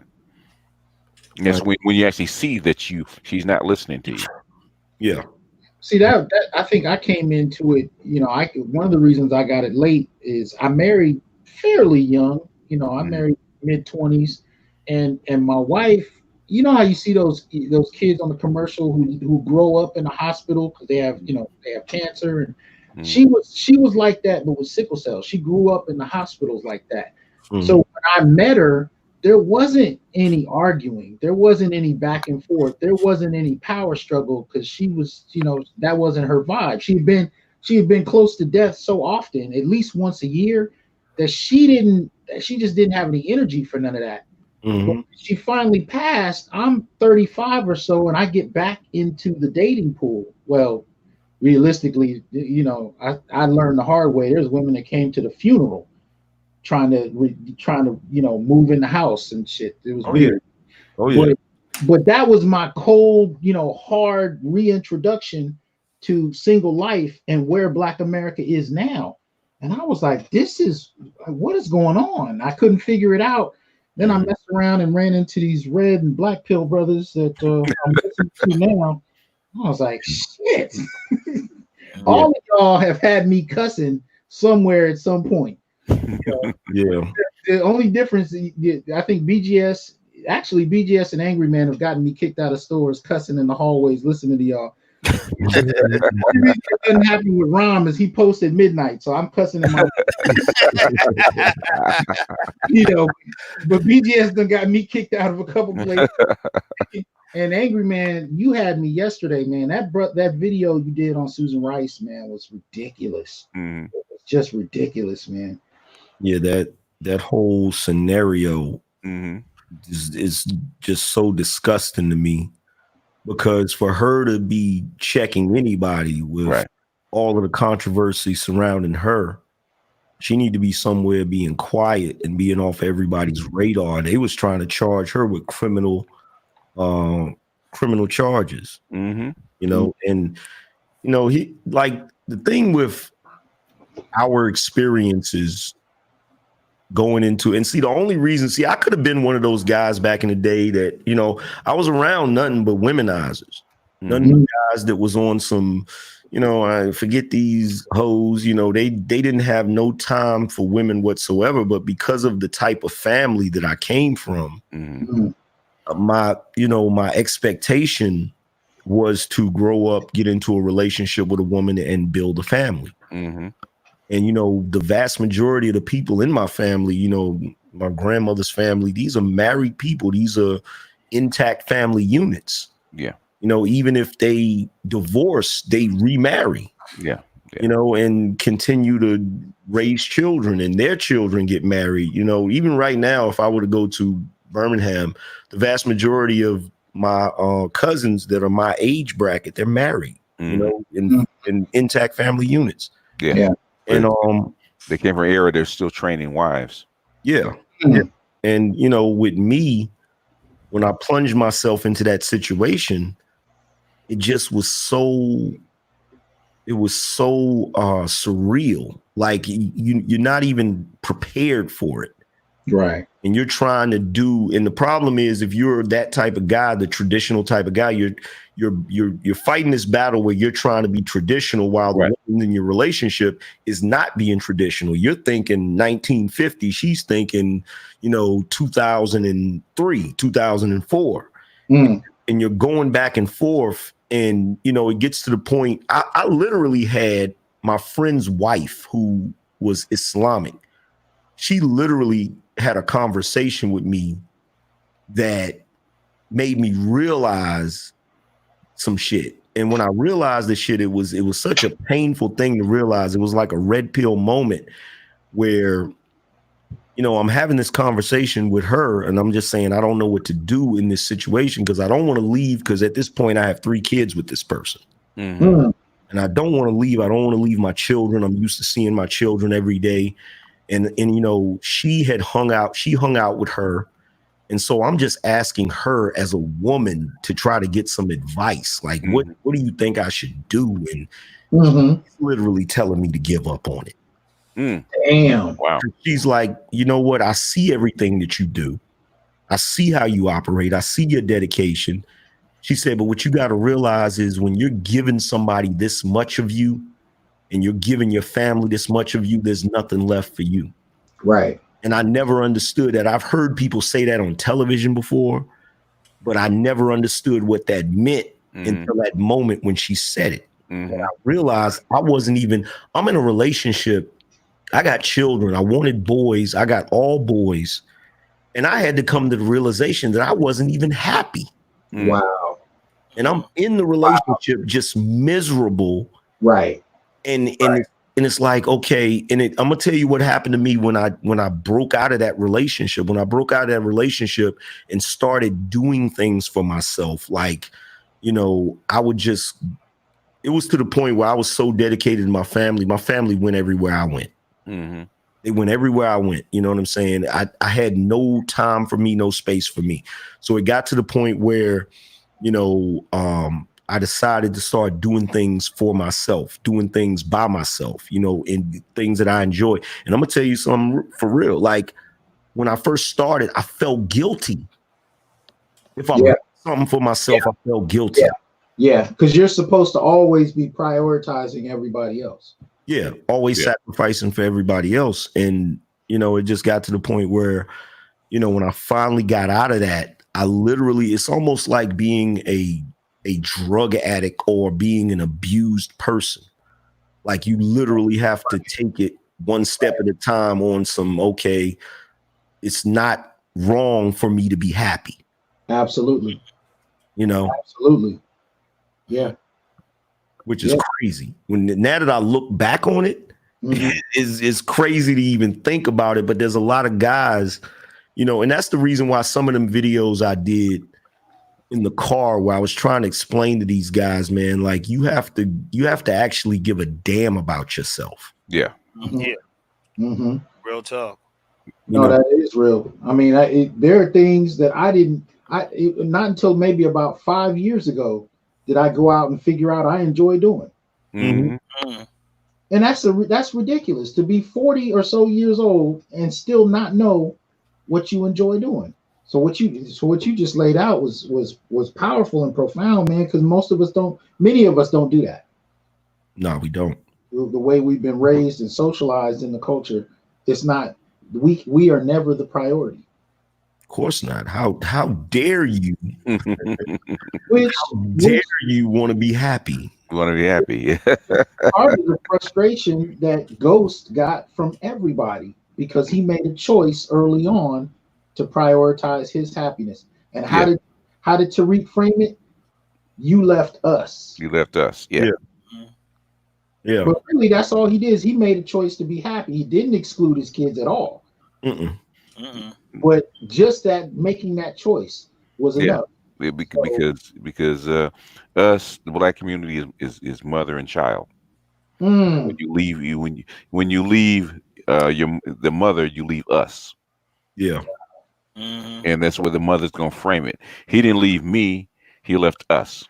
Right. Yeah.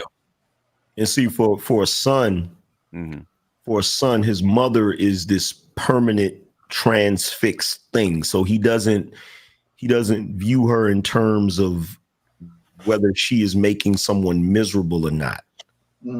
Because, you know, in his eyes, she can do no wrong. You know, if your son lives with you and you're not able to do certain things, You know, if you're not able to buy them certain things or send them on certain trips or do whatever, then you're the poor excuse for a father who wasn't able to accomplish certain things. Yeah. But if you live with your mother and she's not able to put food on the table, she can only give you oodles and noodles, and you know, she can't freaking buy you the clothes you want, but she tries to get you what she can. She's the poor, struggling mother who made it, even though she didn't have a lot available to her. Her failings become virtuous, whereas you as a man, your failings become your condemnation. So with the ghost situation, it always goes back to black men being judged on what they haven't done. That's all it boils down to. Nah, that's some real yeah. Hey, I'm about to get Rami, yo. Just keep on, angry man. I'll let you take it. You calm with this, man. I'm about to see another side of me, damn, man. Seriously, man. Now, let me just say this, man. I've had that so much, even in my own family. I'm like, I even had to tell my grandma, I loved her to death, but she be jumping on me for some little stuff I wasn't doing. I'm like, well, hold up. What about all this other stuff I'm doing? You never say anything about it, you know? Staying out of trouble, sacrificing. Right. Making sure they got food on the table, but I'm hearing about some other stuff. Even with my co-parent, when we were still married, I pointed that out to her afterwards. I said, hold up, all I heard about was this other stuff. I ain't feel appreciation for the stuff I was doing and doing the best, sacrificing some stuff, man. Until you leave, and then that stuff that you were doing is not there anymore. Yeah, boom. They say, boom. I always say, to be happy with a black woman, you got to leave her at least once. Yeah. Hey, I just gotta be real with that, man. Let's be real, and just to be clear, even what I do with, I'm always talking about self-development, but that's not limited to black women. I'm just being real with y'all. It's like a man develop himself, and whoever is in his tribe, just deal with him. What I mean by tribe, whoever feeling you. So that's why I've been like out of that whole. That's why it's BM conversation and everything, because my thing is just go for it. And BGS. Yes, sir. You know, you seen the receipt, so you know where I stand. I've seen the receipts, and a lot of what they say, about you, they're actually not only misjudging it, but they don't understand what you're trying to say. Yeah, exactly. My thing is just the development, man. Because I've been, trust me, I've seen that, man. You get some women. I mean, they focus on no matter what you doing. They focus, especially as a black man. What you don't do. I mean, you could do out of 10 things, you can do 9 of them perfectly. And being human, you don't get that 10th one wrong, or you can't do it as well. It's like, well, damn, yeah, I know you couldn't do it. Yeah.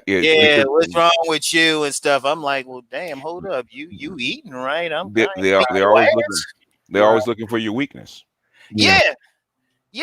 And that's the thing. So that's why I was like, any man, whoever is going to be supportive of you, that's who you deal with. If they on some bullshit like that, let them walk. Let them walk. I don't have time for it, because you're still human. They got to recognize your humanity, especially a black man's humanity. Basically, the black women have been taught that no matter how good you think he is, he's going to fail you at some point, and they wait for that. Exactly. They wait for that. In fact, even on my woman's channel, I've said that. I'm sorry to interrupt you, but I told him that. I said, stop looking for a reason to reject a man. Yeah. Stop looking for that reason. They going into a relationship looking for a reason. Let's see. It's like they sitting there. You doing everything. They still sitting back. I'm waiting for it. Then when it happens, inevitably. I knew it. I knew it. Yeah, I've said this. BGS has heard me say this before, and I'll say it again. With the exception of my grandmother, may she rest in peace, every black woman in my life owes me an apology. And I mean that because, when I was struggling and doing bad, there were certain women in my family that did some very egregious things to me that they didn't have to do. And they only did them because they were in a position of power to do them. Right. And these are the same people who, now that I'm doing well for myself, lean on me for support. Like I'm being treated like the patriarch of my family right now. Because everybody, when they need something, they come to me. Right. You know, from my mother to my sister to my sister's daughter to my nephew to my, you know, of course my sons, but you know, I'm doing things for them that benefits their mother. Like if, you know, Mother's Day comes along, they tell me, hey, Dad, can I have some money so I can take Mom out? You know what I'm saying? So it's like, you know, you got all of these people that have been leaning on me and I have not been disappointing. You know, I've been able to say, okay, well, here's this, here's that. You know, my mother, we got into it back in 2016. She got mad. You know, I had to stay with her for a little while. She got mad and I had to leave her freaking crib because she was mad. And then here it is years later, you know, she got to hit me up for rent money. You know, and it's like, I did it. And, you know, and anytime she asks for help, I'll help her. You know, it's same thing with the rest of my family. And I'm just sitting here like, you think I've forgotten about it. I haven't forgotten. You Negroes owe me a damn apology. Yeah, a lot of brothers just like yourself, man. A lot of brothers like that, man. It's like they jump you. Then when the shit hits the fan, oh, what you gonna do about it? But let me ask the question, because you say that they owe you an apology. Have they extended a thank you? Not really. Like, of course, the regular thank you, which is I appreciate, you know, the individual thank you for the individual act. You know, but see, there were things that has been said that are very gynocentric things. Like one time, my sister told my mother that I'm a woman hater.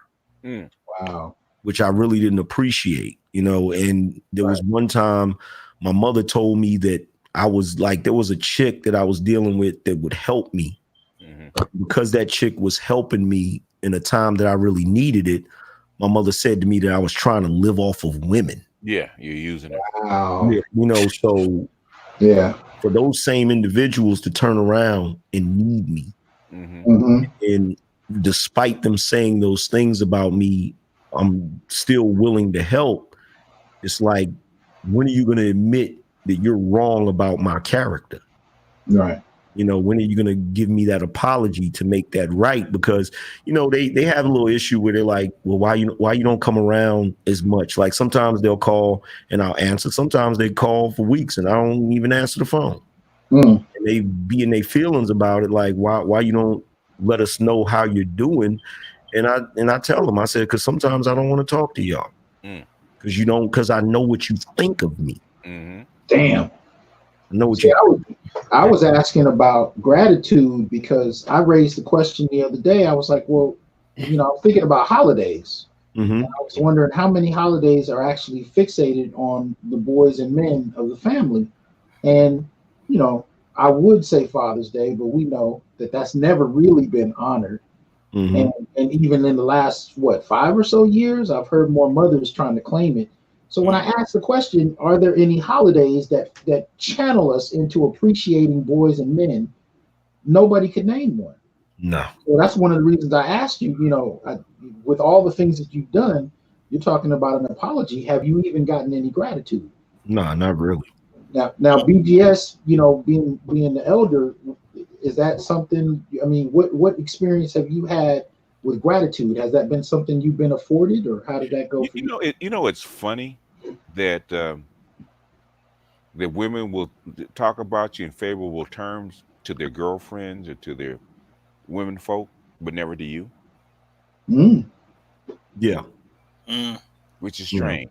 You won't tell the person that's doing stuff for you or being that person to you, but you tell everybody else. I'll brag about him because I got a good man, but you won't tell your man that he's good. Yeah. The main person they need to tell. That's the main person they should tell, because then if the man ain't hearing it, and then some other woman come in and got enough sense to like make love to his mind, say, hey, you great, you doing good, then he's like, damn, she started looking good to me, roll out, then they mad. Then they mad, yeah.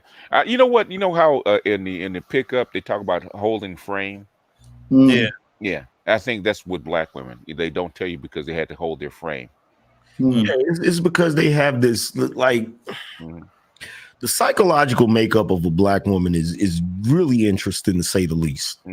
Because they have this, I know what it is. It's they think that if they give you too much praise, that you'll leave them. You'll leave them, yeah. Or you're too successful. I mean, if you look at Tasha, we just saw it. She didn't want him. She was afraid that he would, if he moved on, if he actually advanced himself, he would leave her. And basically, by doing it, she guaranteed that he would leave her. Yeah. She tried to sabotage what he was trying to do just so he would stay where he was at. Yeah, because she was comfortable with that. Yeah, it's like with my girl. Like we got into it, not really an argument, but me just making proclamations because we got into it, and I was just talking about, because I go on these tirades about black men from time to time, how we're underappreciated, and the world really gives props to every group of men except us. We're the only ones that have to deal with the constant ridicule, the constant foolishness.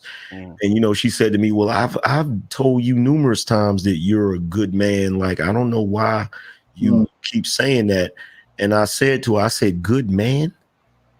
I said, I'm a high school dropout that doesn't work for anybody. And I'm able to be the patriarch for my family and hold down multiple households. I said, I'm a god. Right. Like, you're not supposed to exist. I'm not even supposed. I'm a Gen Xer. I'm a Gen Xer who used to do all of that foolishness that Ghost did, with the exception of murder. You know what I'm saying? I wasn't even supposed to make it past 25, much less be able to accomplish the goals that I've accomplished and continue to grow. Like, that is the equivalent of winning the Powerball. And it's like you have to get to that level just to be a good man. Sure. You can't even you can't even, like, there are Mexican guys who work construction as a ditch digger, making less than $50,000 a year, who get praise and worship from their family. Yeah, he's a good man. Yeah, as a black man, you gotta damn near be shit. Look, we already know what it is, man. Look, Kobe Bryant, look at what he's accomplished, and they still dragging him. Still dragging him. Yeah. Sure. Because of what he didn't do. Yep. Which was marry a black woman. Marry a black woman. That's all it took. It's amazing. Yeah, absolutely.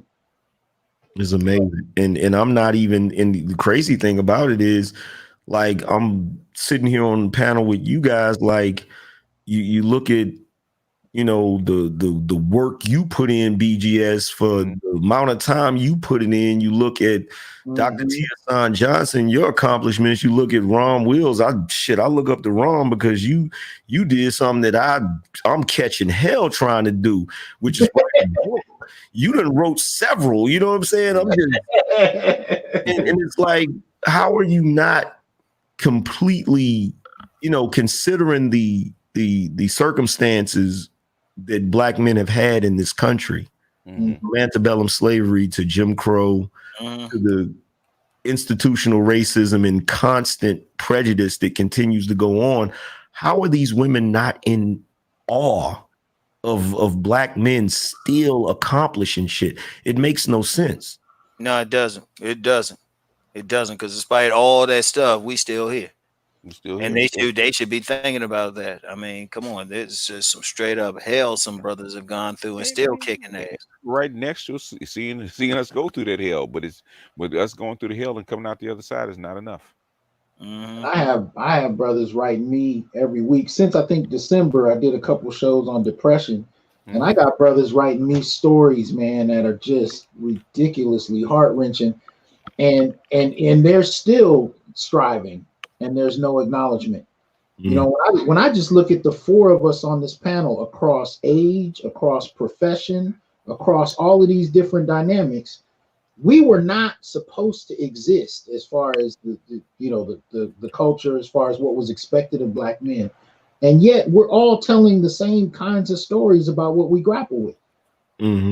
That says something about how widespread this is. Yeah, because unfortunately the Black community doesn't manufacture. We should be we should be the not the exception but the rule. And that's sad. And I always tell that to Black women, how come the men that you want, the men that you look up to are the exception and not the rule? Yeah. Because every Black boy should have this opportunity. There should be, millions of Rhymes, millions of Valdez, millions of Tiasan Johnsons. How come there's not? Yeah. When you look at Black male professors with tenure, you're talking about 5, maybe 6,000 across the whole country. Yeah. Out of what 20 million, almost 18 million adult Black males. Yes, sir. And that's it. That's it. That's as rare as what Angryman and Ron pointed out, just in terms of being able to get where you are despite what you've been through. Every definition of success I've seen with Black men has had that air of rarity with it, which is that much more striking when somebody disrespects it, like when Kobe passed and people talked about him. It's like you got so few of us who have been able to achieve that the first thing you got to do is step on it. Before Black men themselves have had a chance to even grieve, even acknowledge the passing of yet another rare brother. You know what I mean? I think that was the thing that was so frustrating about it all. We couldn't even acknowledge how rare and what the brother contributed before they quickly spat on him. Yeah. But that's a reflection of what we go through. Yeah, that's how come the white women spat on him, because they knew they could. And the Black women weren't going to stop it. They knew they could. As soon as he died, they knew they could. Wow. And the whole country knows you can spit on a Black man and disrespect him because they can. Your own women folk are not going to stop it. They'll collect the check once you're dead, but. Which is the biggest reason why they're angry with Kobe, because they couldn't collect that one. They couldn't collect that check, exactly. Yeah, but you know what? Kobe got with the woman who was filling him, because didn't he go out on a date with Brandy, but they didn't end up together? Yeah, he took Brandy to his prom. Yeah, but how many have rejected? He just got with the woman filling him when you get down to it. Yeah, who I think someone said was half Black anyway. So I mean, Yeah, it's just getting like, if the Black men across the globe feel the way I feel, it's reached its peak. It's reached its peak. I'm just so sick and tired of these sisters having so much to say with the amount of criminal acts that they're engaging in. And it's just like you're doing all types of egregious acts towards the race, but yet you still figure some kind of way to blame us for something that is abstract. Like that's your role. That is, like I said, it's part of the plan. It's the order of things. You're supposed to take the rap for it. You're supposed to accept the stuff that they're putting out. That's like, they're so shocked when you don't. No, I don't want to do that. Well, what do you mean you don't want to do that? You have a choice. Who told you had a choice? Oh yeah, that was. You should have heard the shock in Sister George's voice when she said, "Well, I think that our men leaving the community is a huge problem." I said, "What makes you think we're your men?" She said, "What? Wait, huh? What? Yeah. It's like, we don't belong to you. You broke the social contract." Yeah. There has to be consequences for that. If we have a contract as Black people, we have a social contract, and in that contract, let's say the contract for men is to provide, procreate, and protect. Yeah. If you break the contract, because you're not holding up your end of it, then why should we have to adhere to a broken contract? Because they think that it's their divine right to get all these things, and you don't deserve anything coming back your way. Yeah, reciprocation. There's no reciprocation at all. We don't have to reciprocate. So that's how come they said, why do we have to deserve protection and provision and loyalty, right? Mm-hmm. They don't believe that they have to do anything to deserve it. Well, you're black men. You're just supposed to do it. I mean, you heard it. I mean, you heard what's her name? Say that. Who? You heard you heard Nicole Michelle say it. You know, you heard what was her name? April Mason say it. In fact, she had a guy come in her stead and said, "That's just we're black men, and that's just what we do." So you don't need a reason to do it. You don't need women don't have to deserve it. I've had that discussion with a couple of women I dated, and then I started to see it even amongst my students, where, you know, again, I've said this before, women will articulate their lists of desires and wants and things that men need to do to be worthy of their attention and time. But when I posed the question back to them, okay, well, what does a man get? The first thing I notice is that there's shock that the question was even asked. And the second thing I notice is there isn't an answer. It's just silence. Yeah, because that question doesn't compute. No, it doesn't. They blow a gasket. Like what? What earn? What value? That question goes against the prime directive. They can't process that. Yeah. And as a consequence, when I ask my young women, have men ever laid out a list of requirements to you? Men that you've dated, not one of them has said yes. And when I ask the men, how many of you have a list of requirements? Not one of them has yet to raise his hand and say, this is my list. This is what I require of anybody I'm going to take seriously in my life. It doesn't happen. Nope. And like it doesn't compute. And that is ridiculous. That is utterly ridiculous. Well, Alan Wiley in the comments raised a significant question. He asks if the death of Kobe, I didn't mean to post that one. Hold on. If the death of Kobe may have galvanized black men.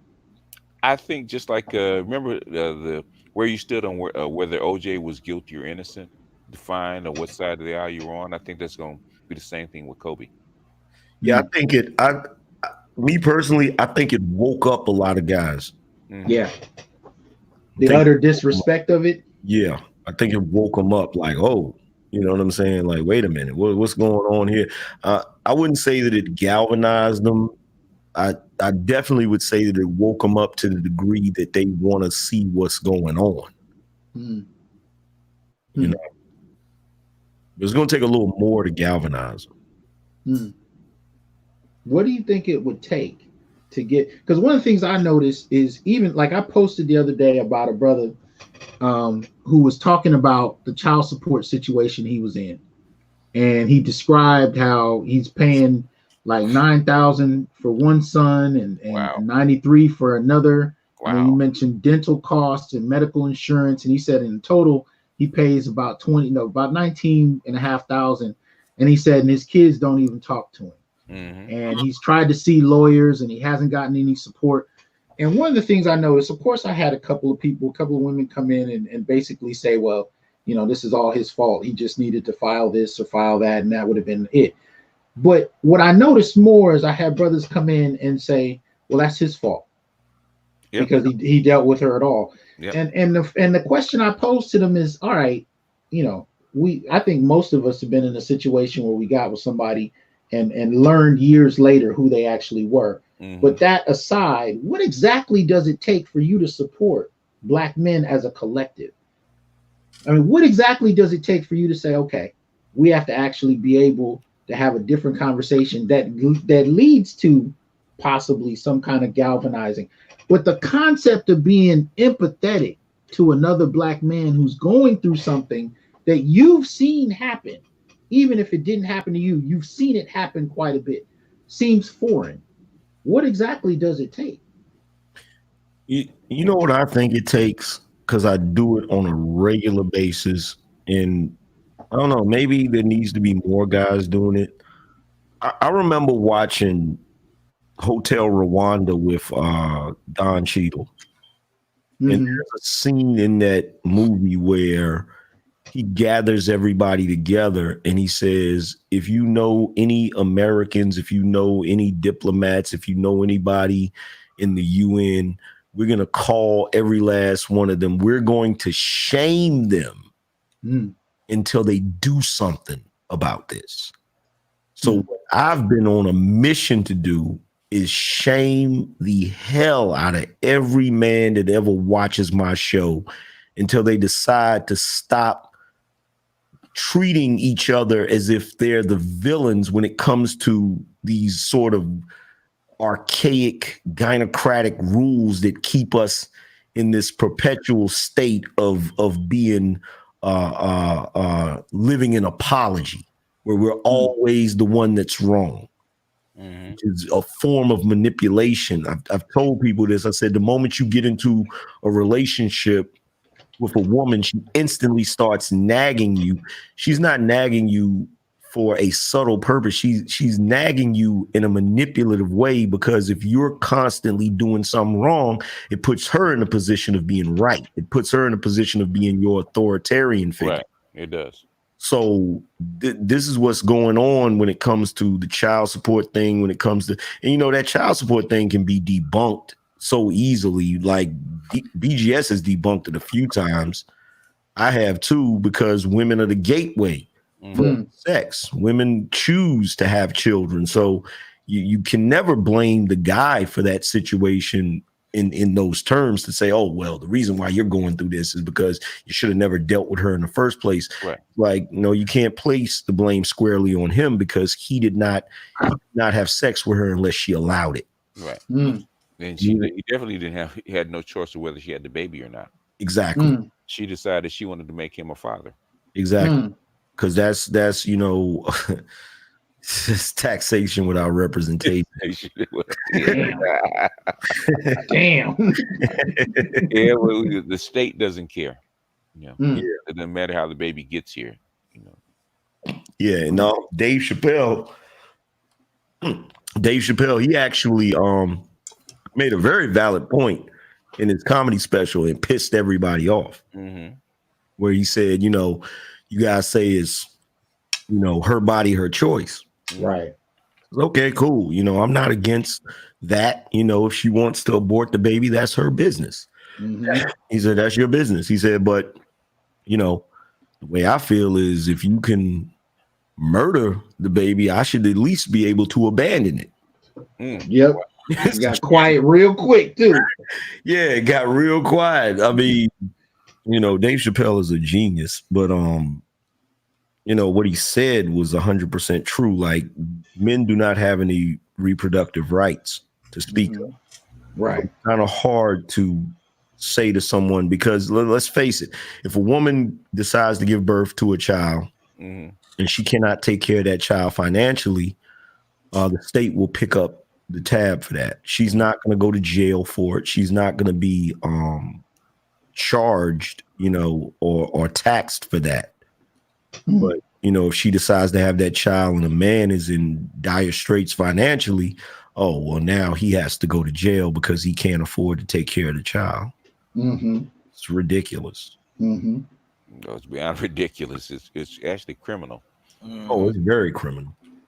Yeah. I had a colleague, master's degree. She's a lawyer, actually. And she was dating a brother who let her know from the very beginning he did not want kids. He did not want to get married. And she said she was cool with that. She mysteriously ended up pregnant at one point.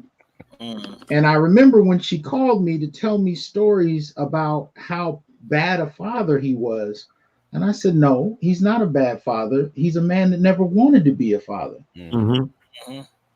You know, and that going back to that Generation X article I wrote is the thing that I think a lot of us have a difficult time when we take a cold, hard look at our father's generation. Some of us might have to come to grips with the fact that we were not planned. No. That was not Pop's choice. And part of the parenting that you're upset about may be that you're dealing with a parent who participated to a degree but never wanted to go there. Mm-hmm. Yeah, but how do you say that to your child? You know what I mean? You made a choice, and now you have to deal with the consequences. That's all it is. Yeah. Yeah, and that's why what Patrice O'Neal said was so powerful. Yes, sir. He said, I didn't know who my father was. He said, but I don't blame him because as far as my father know, I could have just been confirmed that he shot somewhere, you know. I do that all the time. Like, I can't be mad at him for not knowing. He said, as far as I know, he don't even know if I exist. Mm-hmm. Yeah, you know? I think Patrice might have been my formal first introduction to anything red pill long before I ever heard the term. Yeah. And I'm watching him with a house full of people on, I think it was like Thanksgiving, and I'm watching that HBO show, Is the Elephant in the Room? Yeah. And I'm laughing my ass off, and everybody, all the women especially, are just looking at me, quiet. Yeah. But I'm like, this brother is touching something that I've not heard anybody deal with this way. Yeah. I mean, maybe Eddie Murphy in moments where he talked about divorce back in Raw, maybe a little Chris Rock, but he did it in a way that was so brazen and just in your face. I was like, what is this? Yeah. You know, I laugh. I started playing clips of it in class during lectures, and folks were just looking at me like, "What? What is this?" I was so disappointed when that brother passed away. Yeah. Yeah, really. Yeah, really. I was so disappointed because like that dude, man, the stuff he said was just so prolific. Like it's stuff that a lot of guys think, but it's difficult. Sometimes it's difficult to structure it in a way that you can really understand it completely. Because a lot of the stuff that women do is so covert. Sometimes they're doing it and you know something's wrong. It's like being in the Matrix. You know something is there, but you can't put your finger on it.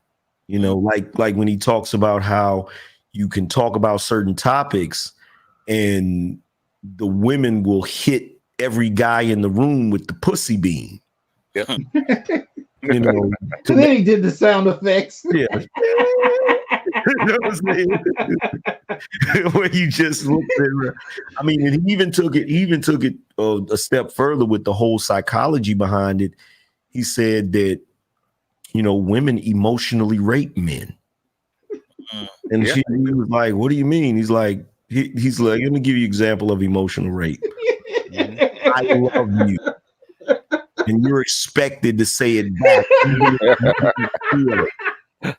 You feel me?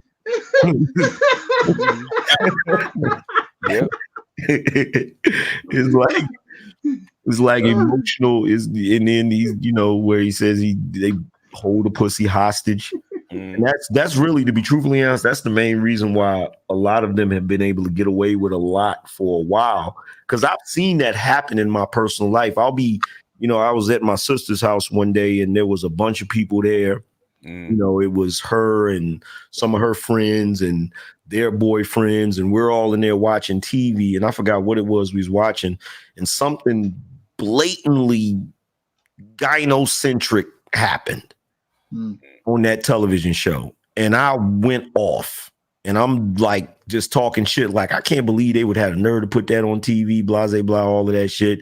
And I look around at the guys and sort of doing that thing where you're twiddling your thumbs and looking at the ceiling and shit. And the women aren't looking at the ceiling. The women are looking right at me. Exactly. You know, they done synced up. You feel me? And they're looking at me, and the dudes are just. I ain't in this one. I ain't in it, right? Yeah, like afraid they're gonna lose access. You know? Absolutely. I know you laughing at that goddamn joke. That's what I noticed watching it for the first time. You know, it was almost a silent policing about who can laugh at what. And I was like, wow, this is deep. Yeah. You know, especially when he told the joke where he was like, well, you know, what would you do if you had a horrible accident, you couldn't have sex with your husband anymore? What would you do? And women started screaming out answers. And he turned around and said, isn't that interesting? He said, y'all just all classified yourselves as a series of holes. Yep. Yeah. He said, nobody say play Xbox, you know. I mean, I hadn't seen anybody perform surgery like that in quite a while. He knew what they would say. He just set them up. You know, all you got to do is set them up and knock down the pins. Exactly. I mean, it's funny that women, especially black women, are so predictable. All you gotta do is set up the bowling alley. They actually gonna set up the pins and be knocked down. You know what they're gonna say even before they actually say it. Hey, that's part of the game. But hey, check this out, fellas. All right. I got to get ready to get off here, get some stuff done. You know. Hey, man, much appreciation, Ron. Yeah, much appreciation, BGS, Angryman. Thank y'all all for coming through. And let them know that you have a show coming up at 5. So I do. I'm interviewing Nyota Uhuru activist in Ferguson, and she's going to talk about what really happened when BLM came to Ferguson. She's going to talk about Darren Seals. And she's going to talk about the importance of independent Black media. So that's going to be in about 30 minutes, about 5 o'clock Pacific. So about 35 minutes. Okay. Hey, let me say something, man. It was first of all, I was honored to be invited by a towering intellect such as yourself, Dr. Johnson, and be on here, and then to be on with Angryman. Angryman be dropping the knowledge. Hey, absolutely intellectual, man. I'm serious, man. People don't know. Now, Angryman, you know people know you'll go to their job, but shoot, you'll give them some knowledge while you doing it. So you know how you do. But that's how you do, man. I respect that, though, man. You take them in the streets, or if they want to go on a stage and debate you, shit, you tear their asses up. So, tear their asses up. So however they want it. Hey, I appreciate it, brother Rom. I'm humbled by that statement, man. Because if I had your hands, brother, I would cut mine off for real. I respect that, man. Nah, seriously, man.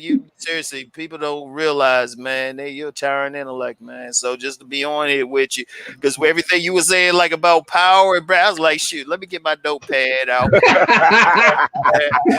I know it's going to be deep.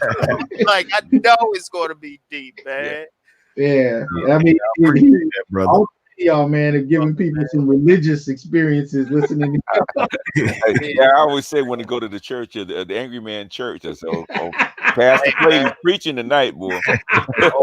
Breaks it down, man. I told you, Angryman, you can handle it. Like I said, you can take them in the streets they want. You can go on a stage. You can go in academia. Like some professors be like, oh we got to back up. Seriously. Oh, don't get it twisted. BGS, Angryman, and Kendra taught my class. And I'm still kicking myself about not recording it. It was an accident. I didn't hit the record button, but it was epic. Epic. That's what I'm talking about, man. That's what I'm talking about. So I'm honored to be on here. But like I said, I got to roll off here and do some stuff, man. Now check out the replay of that next one, man, because you be bringing some real stuff. So much appreciation, man. And I'll check you out at midnight. Oh, okay. All right. I'm saying I'm not playing. Tomorrow, so nothing coming tomorrow, man. I'm chilling out, man. Oh, okay. You had that big conference, yeah. Oh yeah. Oh, that was powerful, man. The brothers there were just thorough, man. Yeah, it was thorough, and the after party was crazy, man. But the brothers were thorough. That's another thing. I saw that video. I said, Ron wore his ass out the conference. Oh yeah. You were tired, man. I ain't never seen Ron that tired. Yeah, man. You know what? I'm just doing my stuff though, man. And like I said, the brothers were powerful, man. We got some powerful brothers just in this area, man. We got to focus on the positive side of it, man. And even my young lady friend, she was looking at the brothers. She said, "Yeah, they were thorough."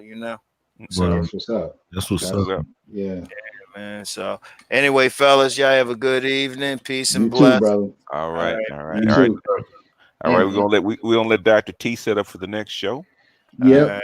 Just a quick message though from the chat. You got people requesting to where they can find the Susan Rice video from Brother Angryman.